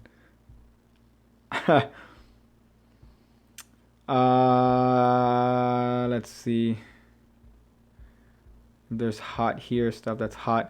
Opinion on Cyril by Arki Lugo, Takayama. And can you do his cigarette trick? You know, it's funny, I don't smoke, but I have bought a pack of cigarettes just to do tricks with, just to practice the whole manipulation stuff. I could do some of it. I don't have it with me now. I don't have the pack. But fuck, he's another one that's amazing. And he's, not to be gay, but he's an attractive dude. There's nothing gay about finding Cyril attractive. I don't know, I think he was like voted one of the most attractive people in some sort of weird magazine years ago. But I remember seeing it, I'm like, this guy doesn't need to be doing tricks. Why the fuck is this guy doing magic tricks? What was it? Totally Hidden Extreme Magic. I think that's one of the first times I saw him, and I'm like, this guy's not fucking. Why is he doing card tricks? This guy could be doing other stuff. But I just remember that, and I remember watching his stuff and loving it. So I don't know Daniel Fernandez, unfortunately. Caesar Popovic. How does Tom Mullica do the trick? Ask him. Ask Tom Mullica how he does the cigarette trick. Let's see. What do you think of Xavier Spade? He's a cunt. He's a cunt. I'm waiting for it. Am I going to get some hate here? Where is he? No, he's not there. Tom Mullica passed away. That's a joke. Yeah, Tom Mullica passed away. Damn it! I know he's another. I keep reminding myself of all these magicians that I would love to meet. That I would kill a small tree monkey to fucking meet. But then, unfortunately, they died. And you know what the worst part is? He had cancer, leukemia. He beat it. And then he unfortunately died because of a botched surgery. Fuck. And then I was hearing some stuff that he was making. He was going to do his magic bar again. That he was going to trying to open up a magic bar. I think he mentioned that in one of the lectures or something. He was doing the Red Skeleton show. Just fuck. Man, it sucks. I'm getting way too old. Everyone's getting old. People are dying. I want to meet them. It's selfish. I know I'm being selfish. But at the same time, you know, it just sucks. You want to meet your heroes, and you can't because they're dying. Unfortunately. The king of you're the king of cunts, Xavier. Yep, that's funny. Cyril's hot, straight homo. Yeah, he's very hot. He's a very hot guy. Let me see. Is Shinlim a real person? I imagine he's a real person. I can't see anybody doing that. He's not a real person. He's a robot. Shinlim, I'm saying it here. I'm calling him out. Shinlim, you're a fucking robot. Humans can't do the shit you do, Shin. If that's even your real name. Your name, you have the same name as a body part. That's not real. You're a fucking robot. I want to hear it now. You're a robot. Shit. Shit. Let me see if there's anything here. What do you think of the singer Mia Khalifa? You are funny. You are fucking funny. The singer Mia Khalifa. I saw her in person. She has no ass. That's my statement on that. That's the official statement. Do fidget spinner tricks. I showed you on one of the Nero Mathers in one of the last live streams. I dropped a hot idea with a fidget spinner. Not using it in the traditional, oh look, I'm going to grab it, I'm going to spin it, and I'm going to catch it. No. Like, you use it in a trick. And it's a really fucking good trick. I can't do it because I don't have the right fidget spinner. But if you get the right fidget spinner, you could fucking do it. You could fucking do it. So I dropped that. I think look at the first live stream. Let me see if there's some hot stuff here. Jared, most embarrassing moment. I shook a guy's hand that didn't have a hand. I don't know if I've mentioned that before. The guy had a nub, and I shook it. I didn't see that he had a nub. That is the most embarrassing moment of my entire life. He was in a wheelchair. He was giving me advice on a class that I was taking. At that particular time, he was an advisor. I shook his hand, and his hand was not there. So then I go to shake my hand. You know what? I'm going to tell you why I shook his hand. Because this was a time in my life when I was learning a lot about hypnosis. And I really wanted the confidence to be the first one. Because one of the things that you learn about in hypnosis is the confidence, you know. So I was shaking everyone's hand, being the one to do it. And, you know, I went up to him and I'm like, oh, thank you a lot for the help. And I put my hand out there. And then the moment I did that, I realized that he was in a wheelchair, number one. Number two, he didn't have fucking hands. His hand looked like an L. It was a nub that looked like an L.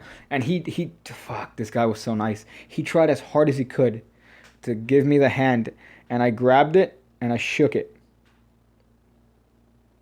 I shook his nub. And let me tell you, it was the softest nub I've ever grabbed. So that's, fuck. That's the saddest shit. But that's the most embarrassing part of my entire life. Yeah, damn it. You guys are here for that. Story has me dead. Yeah, yeah. It's fuck, man. You know what? It wasn't me being a dick, and I'm sure that this guy's had people make fun of it for that. He was very funny. I remember that he was very funny about it. But I didn't do it on purpose. I really didn't do it on purpose. I saw the guy's hand. I went for it, and I reached it, and it was so soft. Fuck, it was all right. That's the most embarrassing story in my life. So I appreciate you making me bring that up. You piece of shit. Mr. Hakao, I feel bad for laughing. Wasn't bad, man. Damn it. I'm a nub. It's okay. Yes. You know what? It's not okay. It's not okay. It's not okay. All right. But I'm glad I had this therapy to tell you guys. All 69 of you right now. Haha. Sis. All right. Let's see if there's anything else that's hot here. It says, shout out to Portugal. I come out to my parents. If you shout out Portugal, I come out to my parents. Ricardo Carvalho. Yeah, man. There you go. I'm shouting you out. You need to come out to your parents, dude. OG Neg, I do. I do still carry fire. Flash paper. Hold up. There's something I'm seeing here that's hot. There was something I just saw that I wanted to talk about. Fuck. Damn, this fucking mobile live stream. Piece of shit. If I could find a way to do this live stream with this camera, I'd do that, but I can't. Let me see. Handshakes, I need to die. Oh, tricks of chased. Brandon Ching. Side stabbins. There's so much you could do with fucking side stabbins. It's not even funny. God damn it. Side stabbins is amazing. Or any stack deck, really.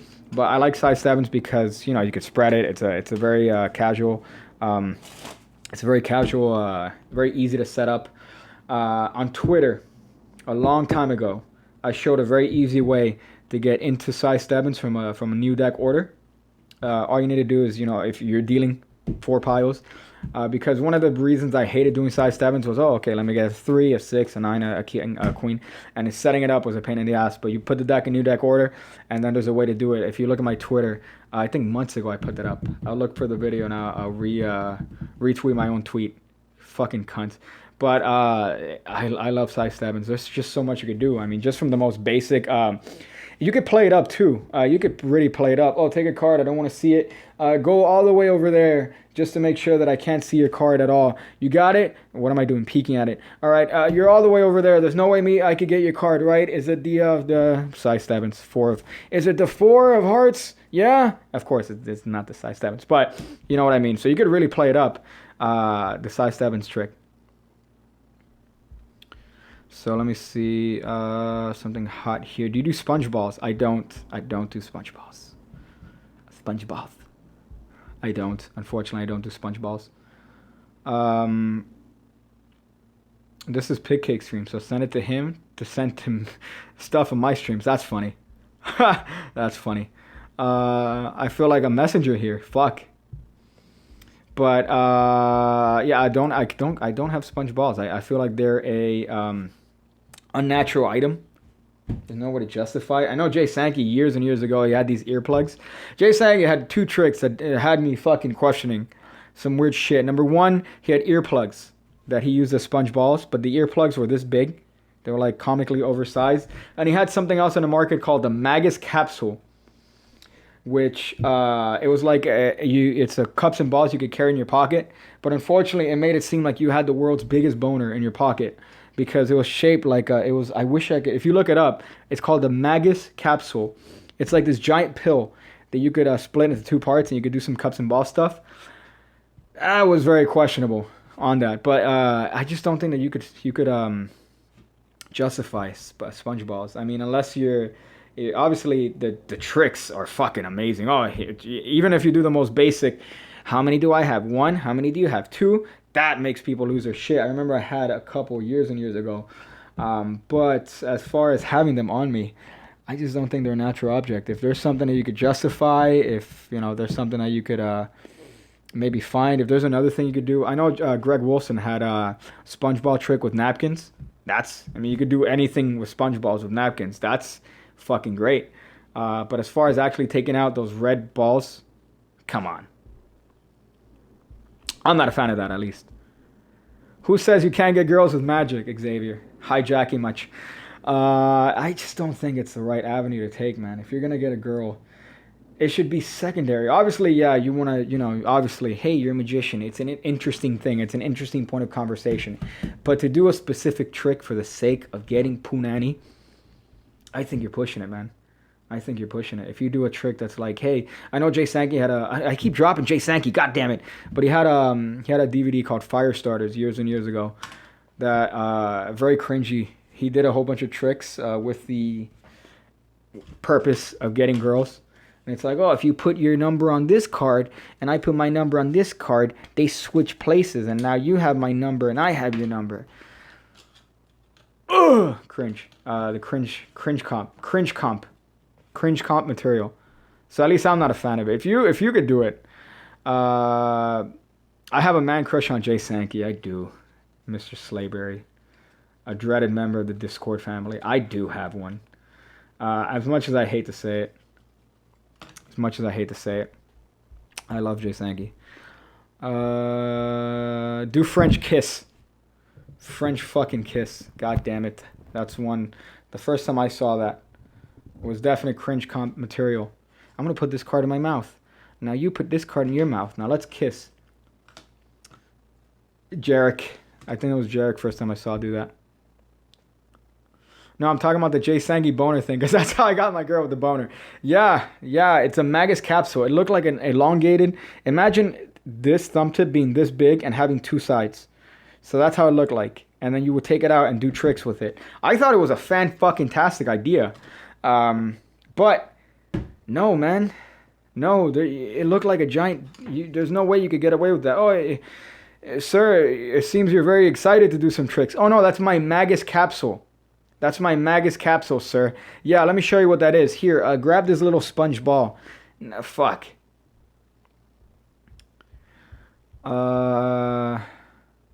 What if Miss Mag and Jay Sankey are definitely not the same person? I could tell you that. Did somebody say boss? Somebody got excited. Let me see if there's something hot here. Collab with Xavier. Yeah, man. I've been wanting to do something. The thing is that if I want to do something, I want to make it like I want to give it the old Pigcake spin. So, you know, that's what I would love to do. But if I can, I would, Xavier. And I would like to stroke your beard. Grab the beard. If that's possible. If not, then, you know, obviously. If you have some sort of weird beard thing. Some people do for some reason.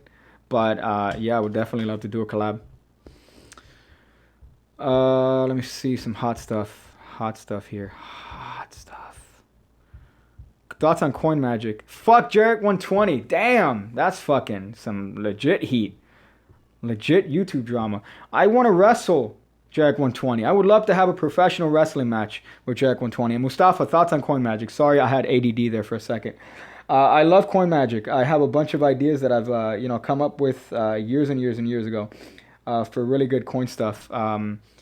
But as far as individual stuff, as I have the Garrick Thomas mentality for coin magic, which is if you're gonna do a coin trick, do fucking everything you know in one routine. So I have this massive routine that I've done a couple of times that I thought of. That's, you have 3 coins, they produce, they disappear, they do all this stuff, and they end up on a table, they disappear one at a time.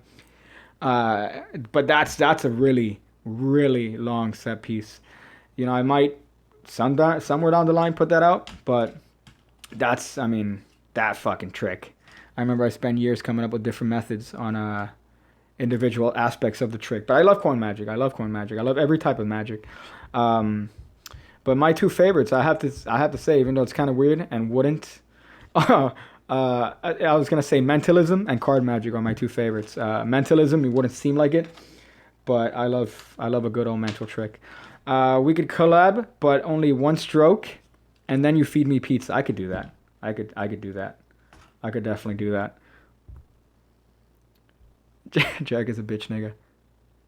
Why is he a bitch nigga, dude? Why is he a bitch nigga? Jesus. And in all fairness, I have had, in my little time here on YouTube, I have had my shit stolen. I've had my shit stolen. I've had 1 trick stolen here on YouTube by another person here. The exact same way. The exact same way I did it. And I'm like, oh man, that's interesting. That's a very interesting change you have there. Gee, I wonder where I've seen it. It was like one of these tricks. It was an any card at any number sort of trick that maybe was taken by another fucking magician on my channel. Don't want to drop some YouTube beef. But motherfucker copied the trick and didn't even do the any card at any number fucking thing. He just did a fucking... I'm done ranting. Oh, so, okay. So you're saying he stole some of yours, Duncan Clark. Ah, you know what sucks? That's the nature of YouTube, man. It's the nature of YouTube, unfortunately. Uh, the thing that I want to know, and this is a legitimate question here. You know, the way magic was brought up is, at least to me, is you have all the form of media that was popular back then when magic was, becoming popular, when it was becoming more mainstream. You know, you see Diver and Ed Marlowe. Books, things were published in books, right? And then if it was published in a book or a magazine or a manuscript, that was taken as given to that magician. Now, we don't have books. We have, even when DVDs and tapes and video and fucking Betamax became a thing, you had magicians moving on to all these new forms of media. And, where do you draw the line between something being officially published? Like, are we gonna have to move our idea of what published means because of stuff like YouTube, because of anybody could literally grab a fucking camera and do whatever they want and show whatever they want and then have an audience? Like, these are things that it's obviously going to be things that are going to change with time and with technology, but I just find it weird. And I'm growing up now in this weird time where I could literally, I come up with a tutorial, I have an idea that I've had in the back of my head, and I could show it to thousands of motherfuckers. They come up with their own ways of doing it. I'm fucking happy. And, at the end of the day, what does that mean, though? So it's just weird. I've always thought of this, and I've thought of just just these change in media and, publishing and how much publishing is changing. From the time, if you remember years and years and years ago, people buying Magic DVDs and buying Magic tapes, and then when Magic Online became a thing, I remember Illusionist was one of the first to capitalize on that, on this, Magic on TV, or sorry, Magic on internet, instant access to all these things. Penguin Magic had that for a bit, and you had all these, competing forces for that. But where is publishing Magic gonna go in the next 10 years? Fuck. I don't know. Fuck. You see VR? VR is fucking crazy now, Is that another way of doing tricks? And now you could be literally in your house and be in front of a magician somewhere doing a trick or collaborating on something? Fuck. What a fucking great time. I don't know who said magic is dead. Nah, man, fuck. With the amount of shit you could do now? Come on. Okay, so wait, I missed out on a lot of comments because of that rant. Yes, Pigcake. Yes, Pigcake. Yes, Pigcake. Is it Hess? I'm not gonna say who it is, man. Copied my shit. Duncan Clark, you just shouted me out and I instantly flipped shit. Thanks, Pigcake. Duncan Clark, are you doing a pin? What maneuver are you doing in your profile picture? I see you doing some sort of pin. Some wrestling pin. Let's see. That's funny. Yeah, Evan, I'm not, Xavier, okay, hold up. It says, Jeet Evanera is just as bad as Jarek. Oh, shit. We got some hot YouTube drama here. Fuck. I never thought I'd turn into a drama alert here. Fuck. So, okay, I'm glad we share the opinion of these other people on YouTube. That's kind of what made me gravitate towards you. That and the amazing beard, Xavier. But yeah, I know. I think there's a way to do this on YouTube. There's definitely a way to do it. I'm not one to say, you shouldn't be doing things the way you are, because obviously it's working for you, Evan Era. But I just think that it's not going to help Magic at all. You're definitely not helping Magic. You're helping yourself. You're not helping Magic. And I don't want to toot my own horn here, my dick. But I think that I'm, helping it a little bit. Because these are things that you're going to have to put effort on. So if I encouraged you, with my tutorials to make you buy a deck or do something and learn something, I think I've made myself or my time worthwhile. So there you go. Jared MC, aren't you proud of yourself? You help a lot of people out with Magic. You have 18K. That's a lot of people. Yeah, I'm fucking happy, man. I am fucking happy and very grateful. Very, very fucking grateful. There's obviously the circumstance that led me to do this, because I don't think I would be in the situation right now with 18K, a bunch of people watching my shit, if I didn't get fired. because then it wouldn't have pushed me to make, more videos and then try to push and make this something that I want to be able to be sustainable. Not now, obviously, but in the foreseeable future. But I'm happy that I've at least inspired certain people. I get messages all the time saying, "Yo, Pigcake, I love your shit. You made me want to do a YouTube channel. You made me want to do these tricks. I've been working on this trick. My favorite trick is your thought of card." I'm like, "Oh, what do you mean my thought of card? You're doing my shit?" Like, it makes me fucking happy. So that's one thing that I'm definitely fucking grateful for. So yeah. Let's see, everything I show on my channel I actually do and have done solid. Yeah, same. I mean, the shit that I do here that I've taught on this channel is shit that I've generally had variations on, stuff that I've come up with, stuff that I've amassed in the fucking 15, 16 years doing this bullshit. I have, if on this side over here, I have like 8 notebooks full of shit, each page full of ideas. And it's not to say that each idea is a good thing, but each idea you could take and turn into anything you want. So, I've mentioned it before that the stuff that I've put up here is just scratching the ice, but it's stuff that I could say at least it's mine. It's stuff that's good. It's stuff that I've at least tried to do, stuff that I've done, stuff that I've, worked on. So I don't want to put somebody else's stuff just for the sake of clicks, just for the sake of views. I'm not going to, even if it's a very easy way to garner ad revenue, to say, "Oh, here, David Blaine card trick exposed." Fuck, I'm not going to do that. Shit, come on. It's not mine. I'm going to show you my shit, and that's it. You got me ranting here.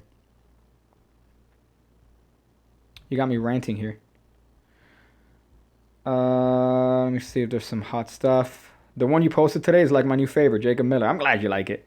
It's a really good trick, the one that I put up today.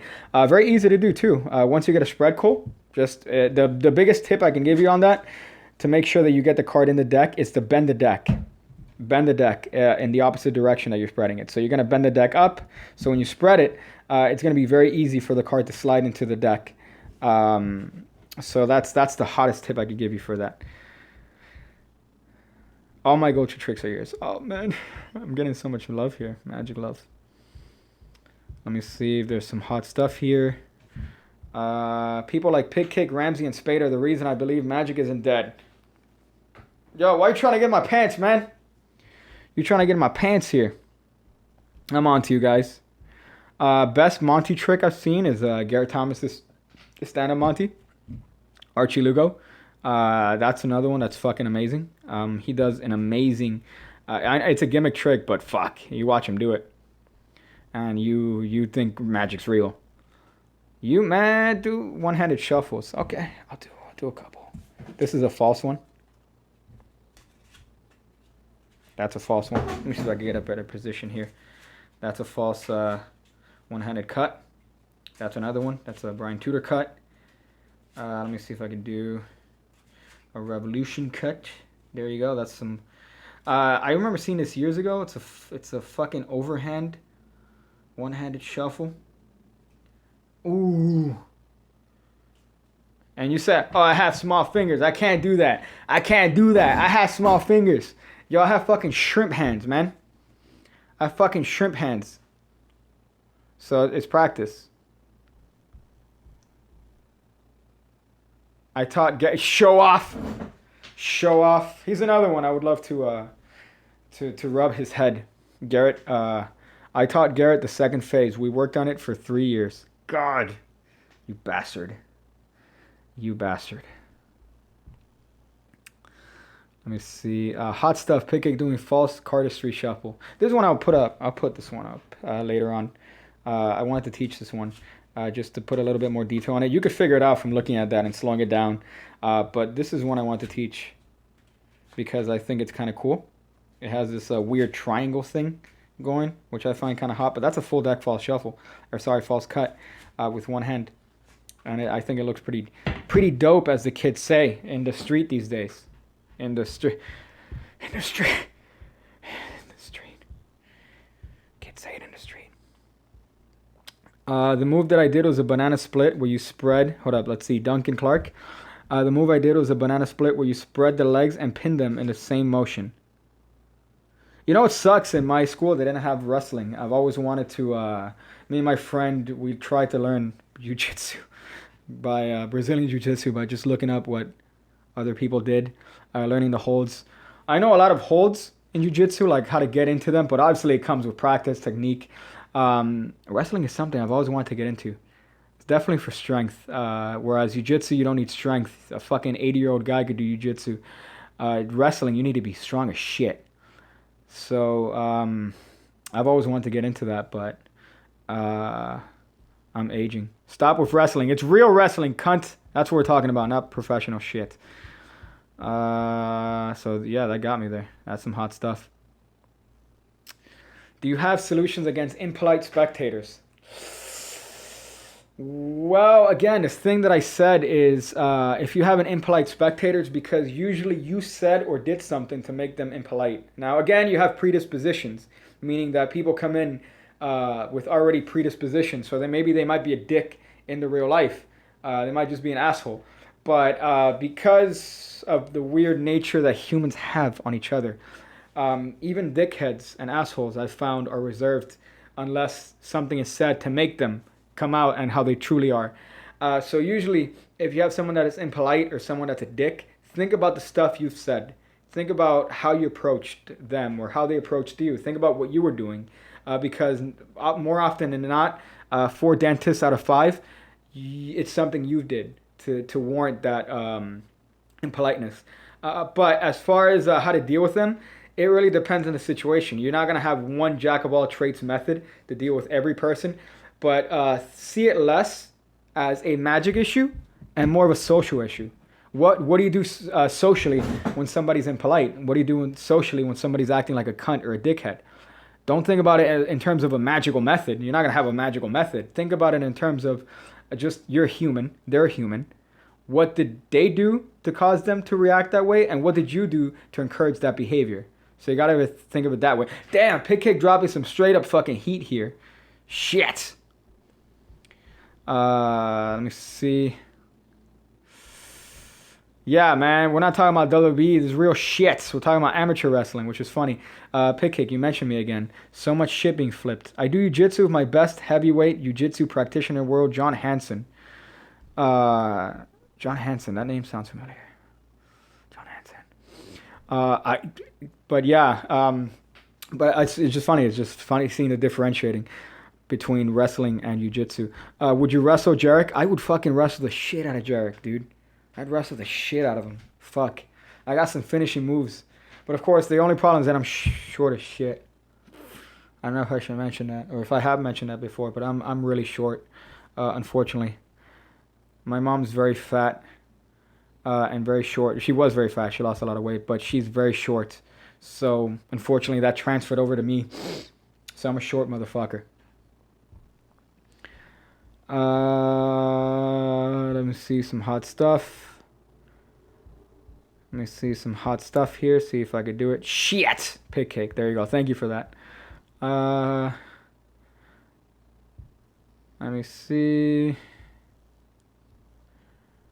Hey, short guys can wrestle good. Yeah, I know, but I'm saying in terms of professional wrestling. Because you kind of need to be taught to do some shit in professional wrestling. And if I do wrestle somebody, it's not going to be I would love to have. That's one of my goals. It's on my to-do list.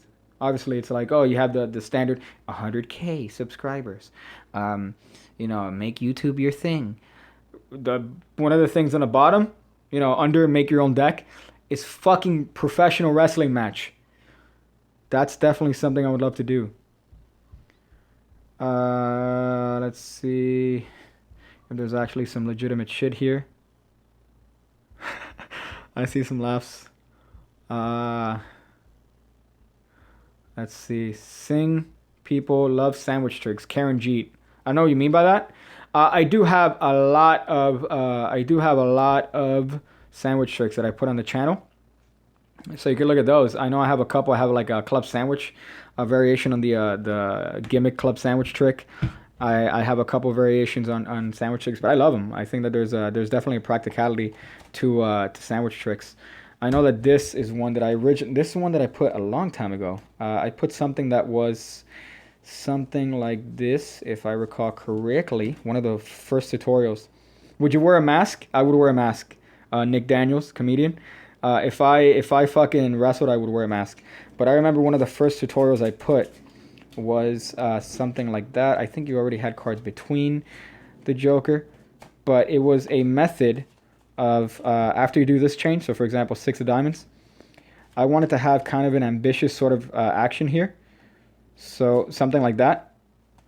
So that is that was like a sandwich trick that I put in one of the first videos I made. I think it was called Sandwich Trick on the channel.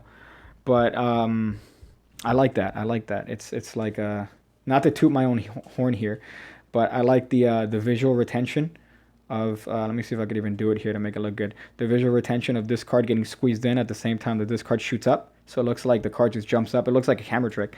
But I put that on the channel a while ago. So that's a sandwich trick.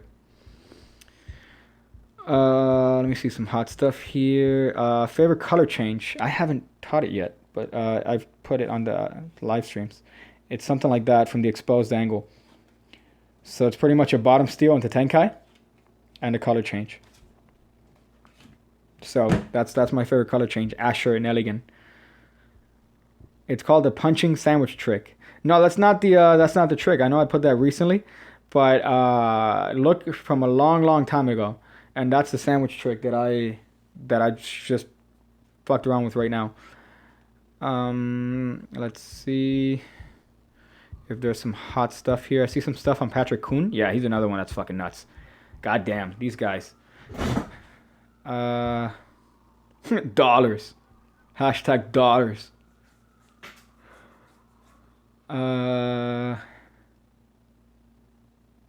No, Jared, you just named a situation that I hate the most. That I fucking hate the most. He said, when you see people doing magic out in public, do you ask them to try to do a trick and show off? No, man. No. And I've been in very few situations where I've seen other people perform, unfortunately. I live in America's dick. The bottommost part of America's dick, so I don't see a lot of magic down here. But in the times that I have seen other people, I think the worst thing you could do as a magician is go up to them and say, hey, put the attention on me. Hey, guys, I do tricks too. I can do magic too, guys. Oh, hey, sir, can you shuffle the deck? And then when they give you the deck to shuffle, you do like a fucking Sybil. And then you're like, oh, I'm shuffling the deck too. This is how I normally shuffle the deck.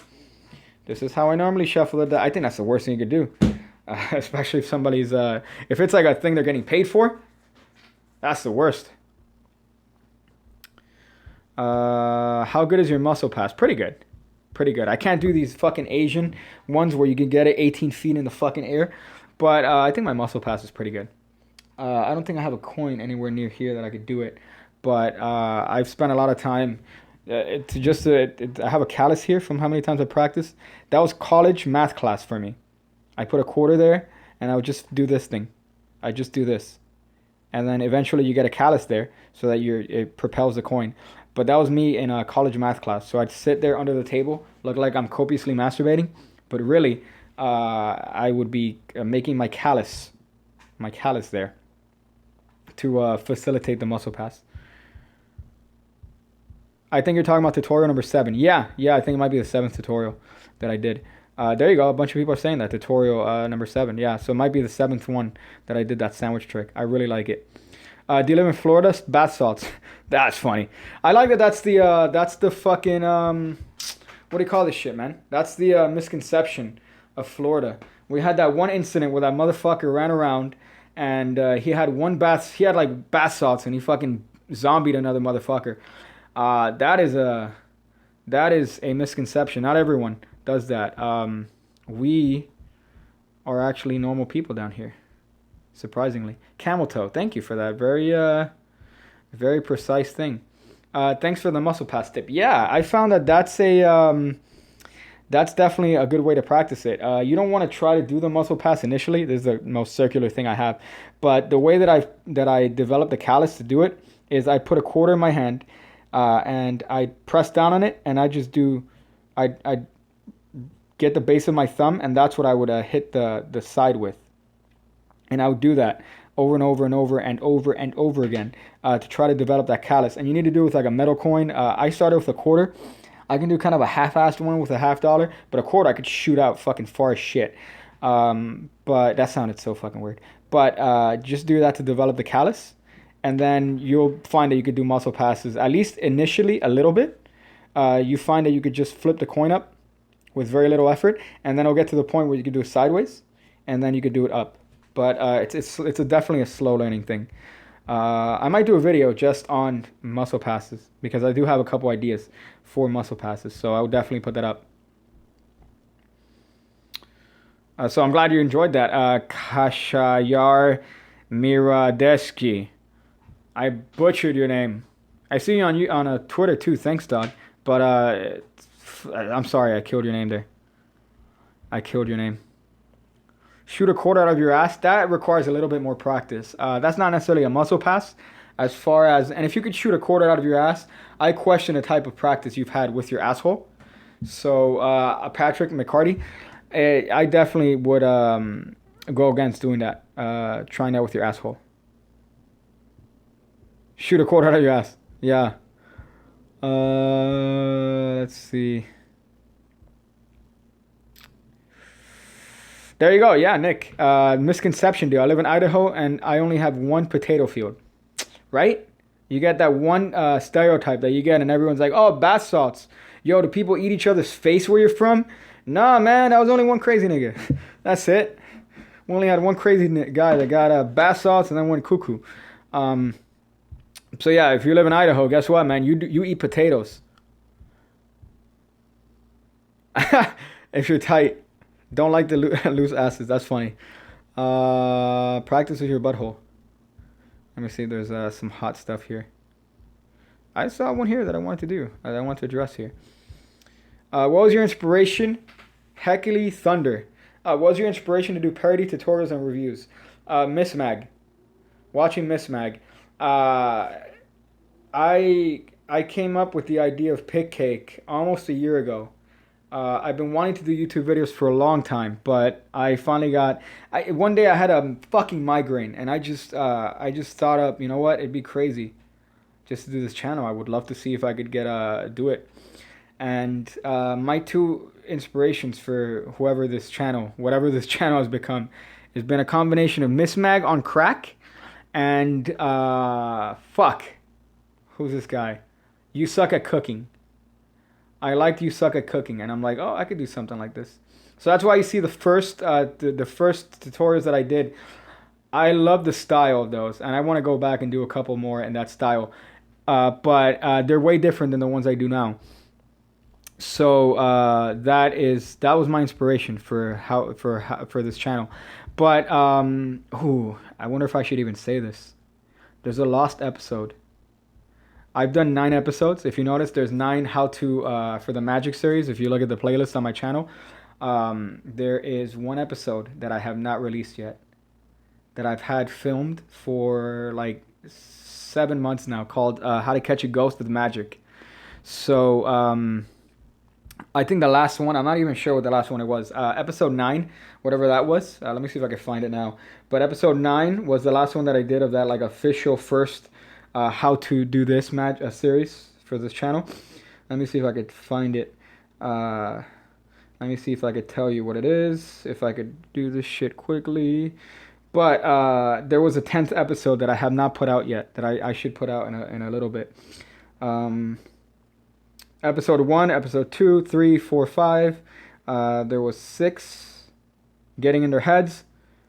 Episode 7, How to Force a Card. Episode 8, How to Tell a Story. That was a good one. Then episode 9, Secret to Make Magic Fancy. I shit on Daniel Matteson there. There's a 10th episode. Episode 10, How to Catch a Ghost with Magic, that I never released. You're hearing it here. I should put that out. Hello again, everybody. Your voice is Miss Mag. Yeah, Facebook. Yeah, that's funny. Panchod? Karen Jeet? There, I said it out loud. I don't know what a fucking panchod is. You sound like Miss Mag. I don't know if that's a compliment, but definitely Miss Mag was one of the inspirations for this channel. I went full Miss Mag. Yeah, I did. How to Tell a Story was the best. Keshijar. My favorite one is the one that I have featured. Is episode 2. That's my favorite one. Because I have a bit there that when I thought of, I died. I fucking died. It's the turn over a card. I say, oh, my preferred way of turning. I'm not even gonna. I'm laughing at my own jokes. I'm such a cunt. But that I thought of that and it killed me. But you see the difference in style from those first 9 episodes to what I've done now. Obviously, people enjoy tutorials more and learning stuff, and it would be difficult. But I do want to do a couple more, and I definitely want to release that how to catch a ghost with magic soon enough. But that's one of my. I haven't shot it. Let me see if there's some hot stuff.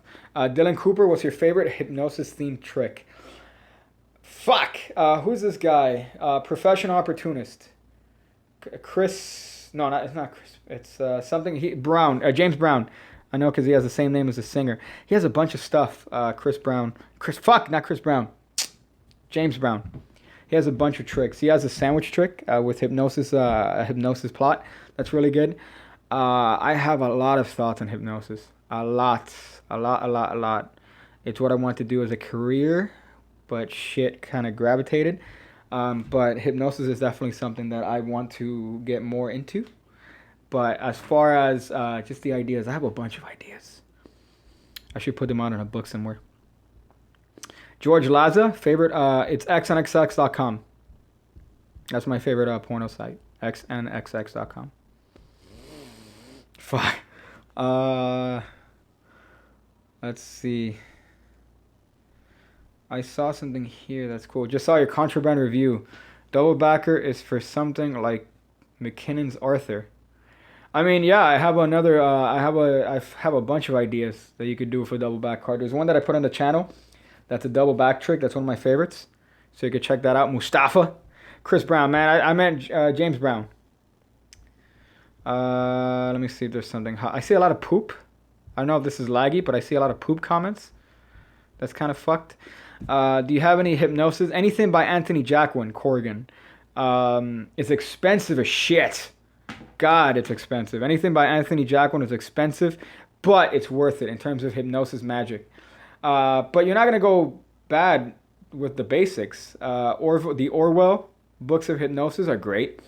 But anything with Anthony Jacquin, I know he has a DVD set called The Manchurian Approach. And they're fiddling around with the idea of waked hypnosis now. That you could do the same hypnosis stuff, but with the person completely awake without doing the whole fuck. Do you remember Zap from Penguin Magic a couple years back, where the fucking Asian guy just grabbed the guy's hand and yanked him onto the ground, and he's like, "Oh, go to sleep." You don't have to do that for a lot of the hypnosis shit. So there's some cool ideas with that. But Corrigan, definitely look into Anthony Jacquin. Do some mentalism tutorials. Yeah. I'll do some stuff up. I'll do some stuff up for sure. That's mentalism based. Just because I like. There's a lot of stuff that mentalism. And I was mentioning this in I think one of the other live streams, that mentalism is kind of the last frontier in terms of realistic magic, because mentalism is a branch of magic. Don't get it.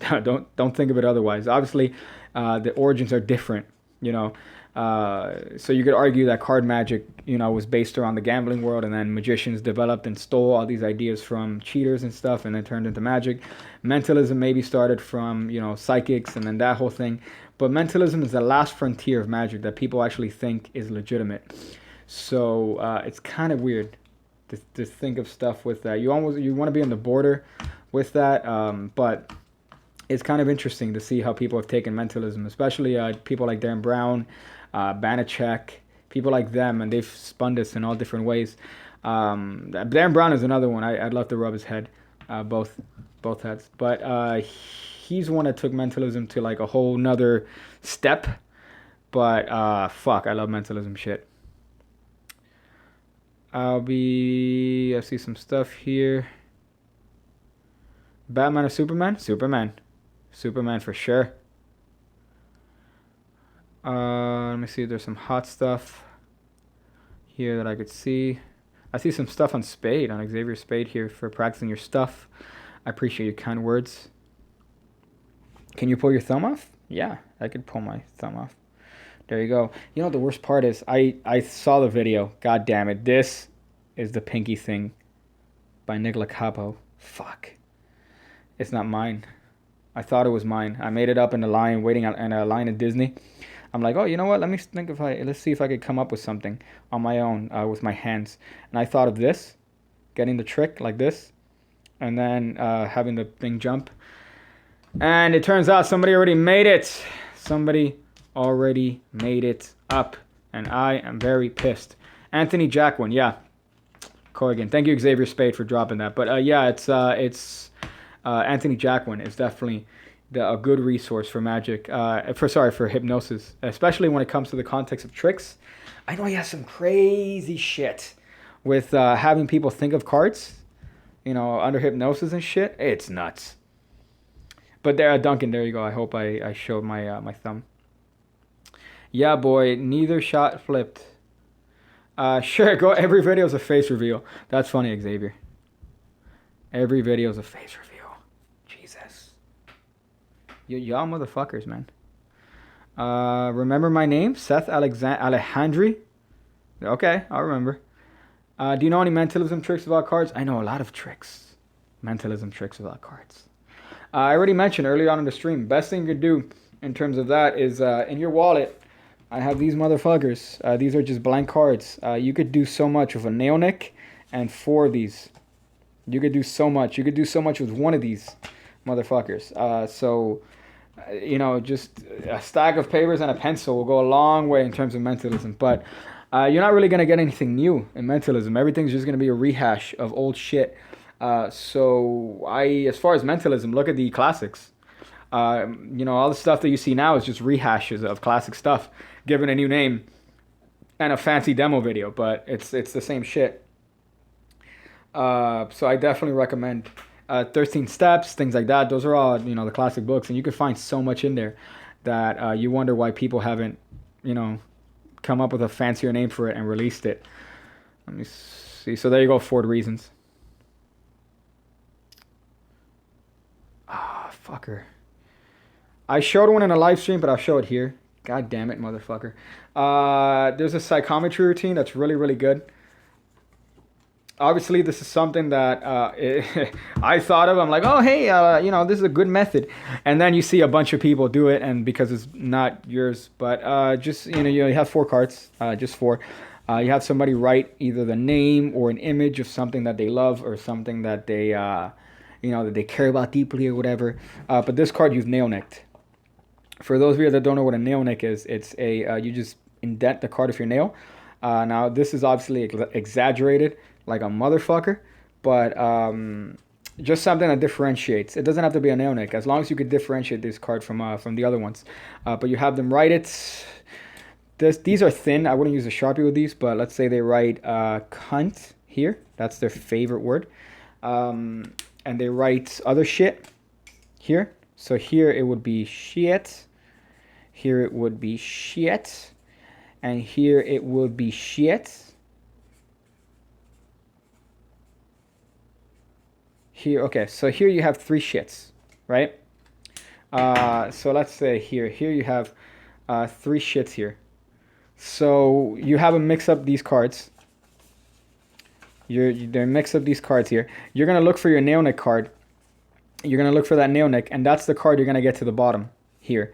And then you're gonna give some sort of fake reading here. So you're gonna turn this card over and say, oh, I think you wrote this card here. You see what I'm doing? I'm pointing at this one, but getting my peak here at the back. So from that point, I could be very fair and say, I think this is not the card that you have significance with. Let's see these.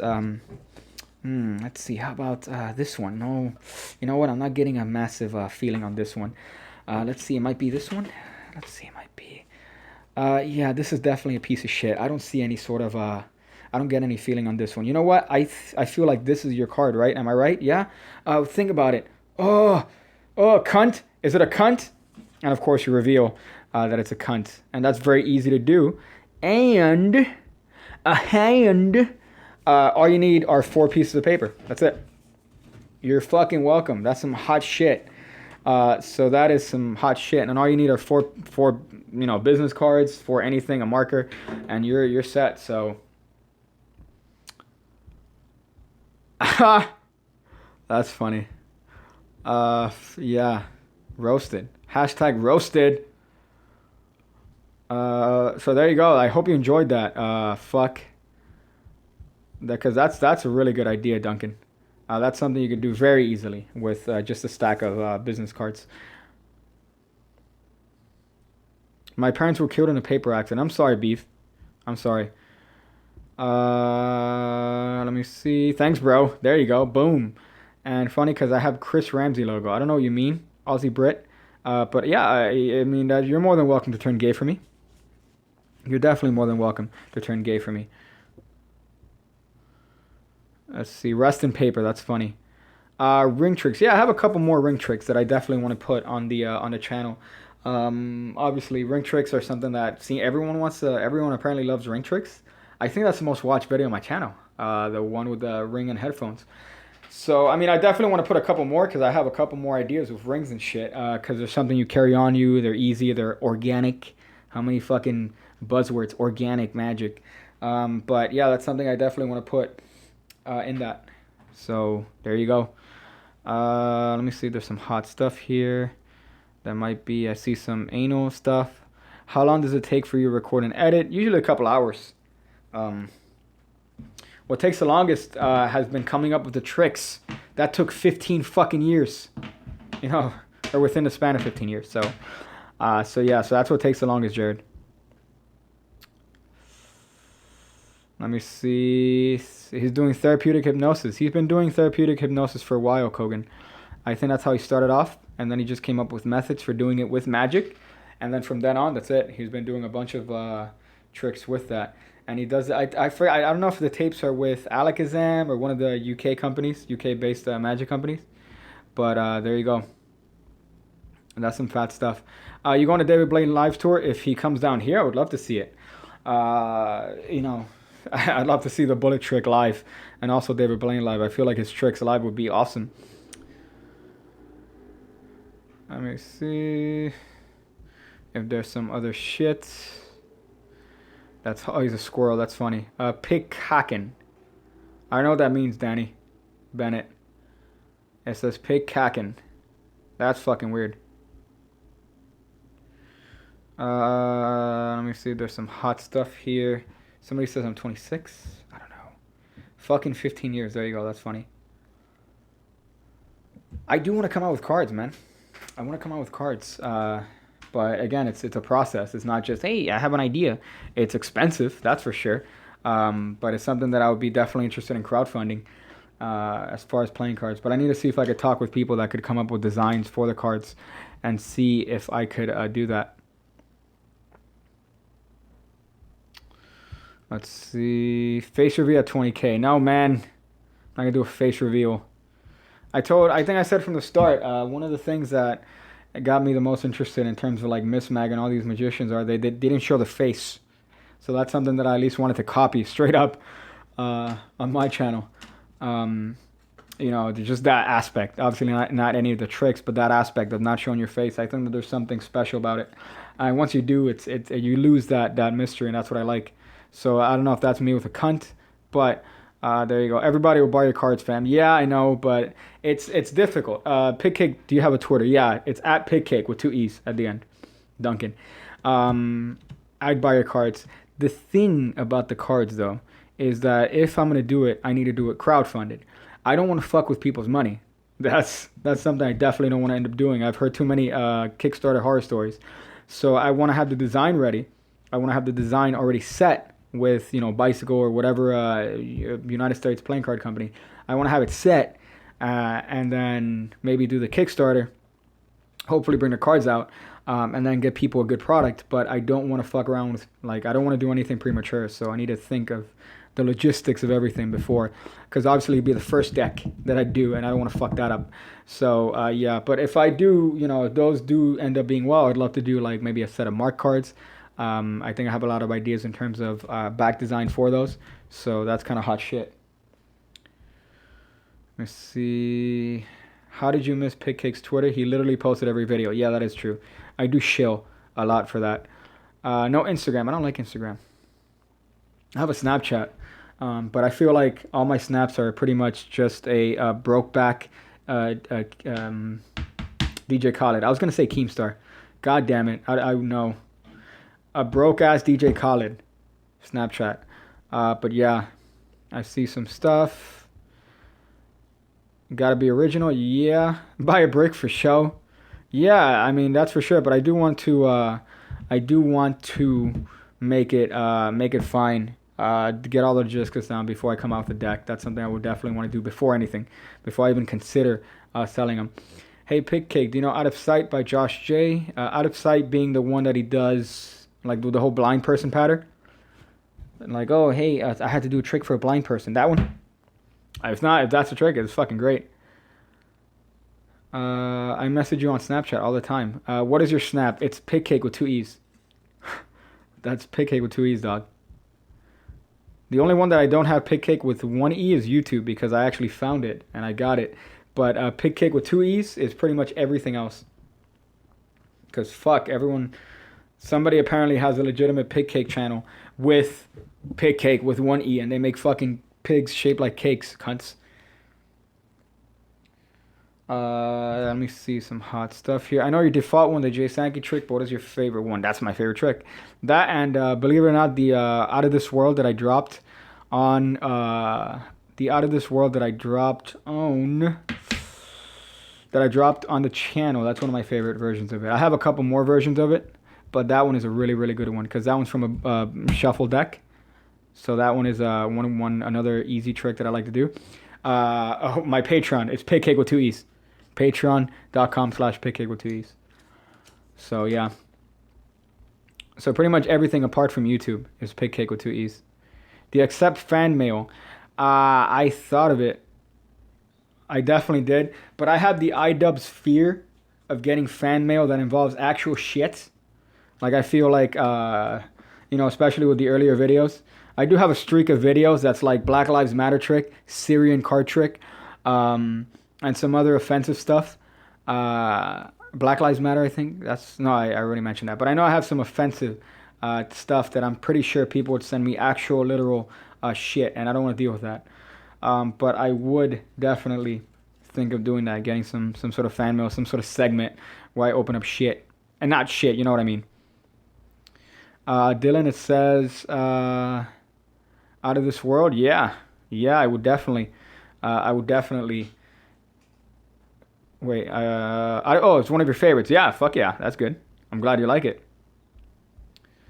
Let me see some other shit. Pigcake is literally in the description. The Patreon, yeah, there you go. Do I go to the central warehouse? Quentin, I don't know what that means. Let me see, there's some other shit that might be interesting here. And open it with face cam, that's funny. Fuck. I don't know, man. I'm kind of scared if I do decide to get like a P.O. box. I'd be definitely scared at the sort of shit that I would receive. An actual literal shit. So, oh yeah, I mean, you could do the typical, I'm going to send you a bag of dicks. But, who's your favorite YouTuber? I mean, I like iDubbbz. I like H3. Fuck. Peter McKinnon. I watch his shit every time he comes out with it. His shit is just so good. In terms of the material and the knowledge behind it. I hate that I love it because, he's one of the people I made fun of. The whole illusionist, tight pants, wearing girl clothes sort of stuff. But I love his shit. His channel's fucking amazing. And it blew up. But there's a bunch of stuff. Let me see. Can you throw cards? Yeah. Fuck yeah, I can throw cards. We, the black community, would like to say thank you for being so funny and not offensive. Thank you, Danny Bennett. I'm glad I have some fans in the hood. Let me see some stuff. Same bitch. Signed deck of cards. Looking for a mentor. Just put the P.O. box under Evan Era's name. Problem solved. Yeah, that's funny. It'd be great if I encourage people to send me shit and I give you his P.O. box. That would be fucking hysterical. I'm pretty sure I'd get sued. So I wouldn't do that. Let me see if there's some hot stuff. Hot stuff. He's not that funny. I don't think he's funny. Oh, who? iDubbbz? iDubbbz is funny as fuck. I would like to mention that I say fantastic every day. Yeah, that's become a fat meme. I'm going to make a shirt with the fantastic shit. Just because. Let me see if there's some cool shit here that I can answer. If not, I feel like I should start wrapping this up. Maybe on the 100th like, I'll wrap this up. I see that it's on 99. So I'll wrap that up when I hit 100. Do you know Game Thirst? I like Game Thirst. Yeah, he's good. Ooh, I just got 104. I should end this. Fuck. Y'all fuck it up. Wrap it up. Thank you, cunt. But what sports do you follow? MMA, wrestling, professional wrestling. Those are really the only ones I like. I'm not a fan of basketball or baseball or anything like that. I like the hard-hitting sports. Let's see. Maybe last one. And then I'll wrap this up because 2 hours and 30 minutes. Again, I wanted to do this for 15 fucking minutes. And then y'all keep me here.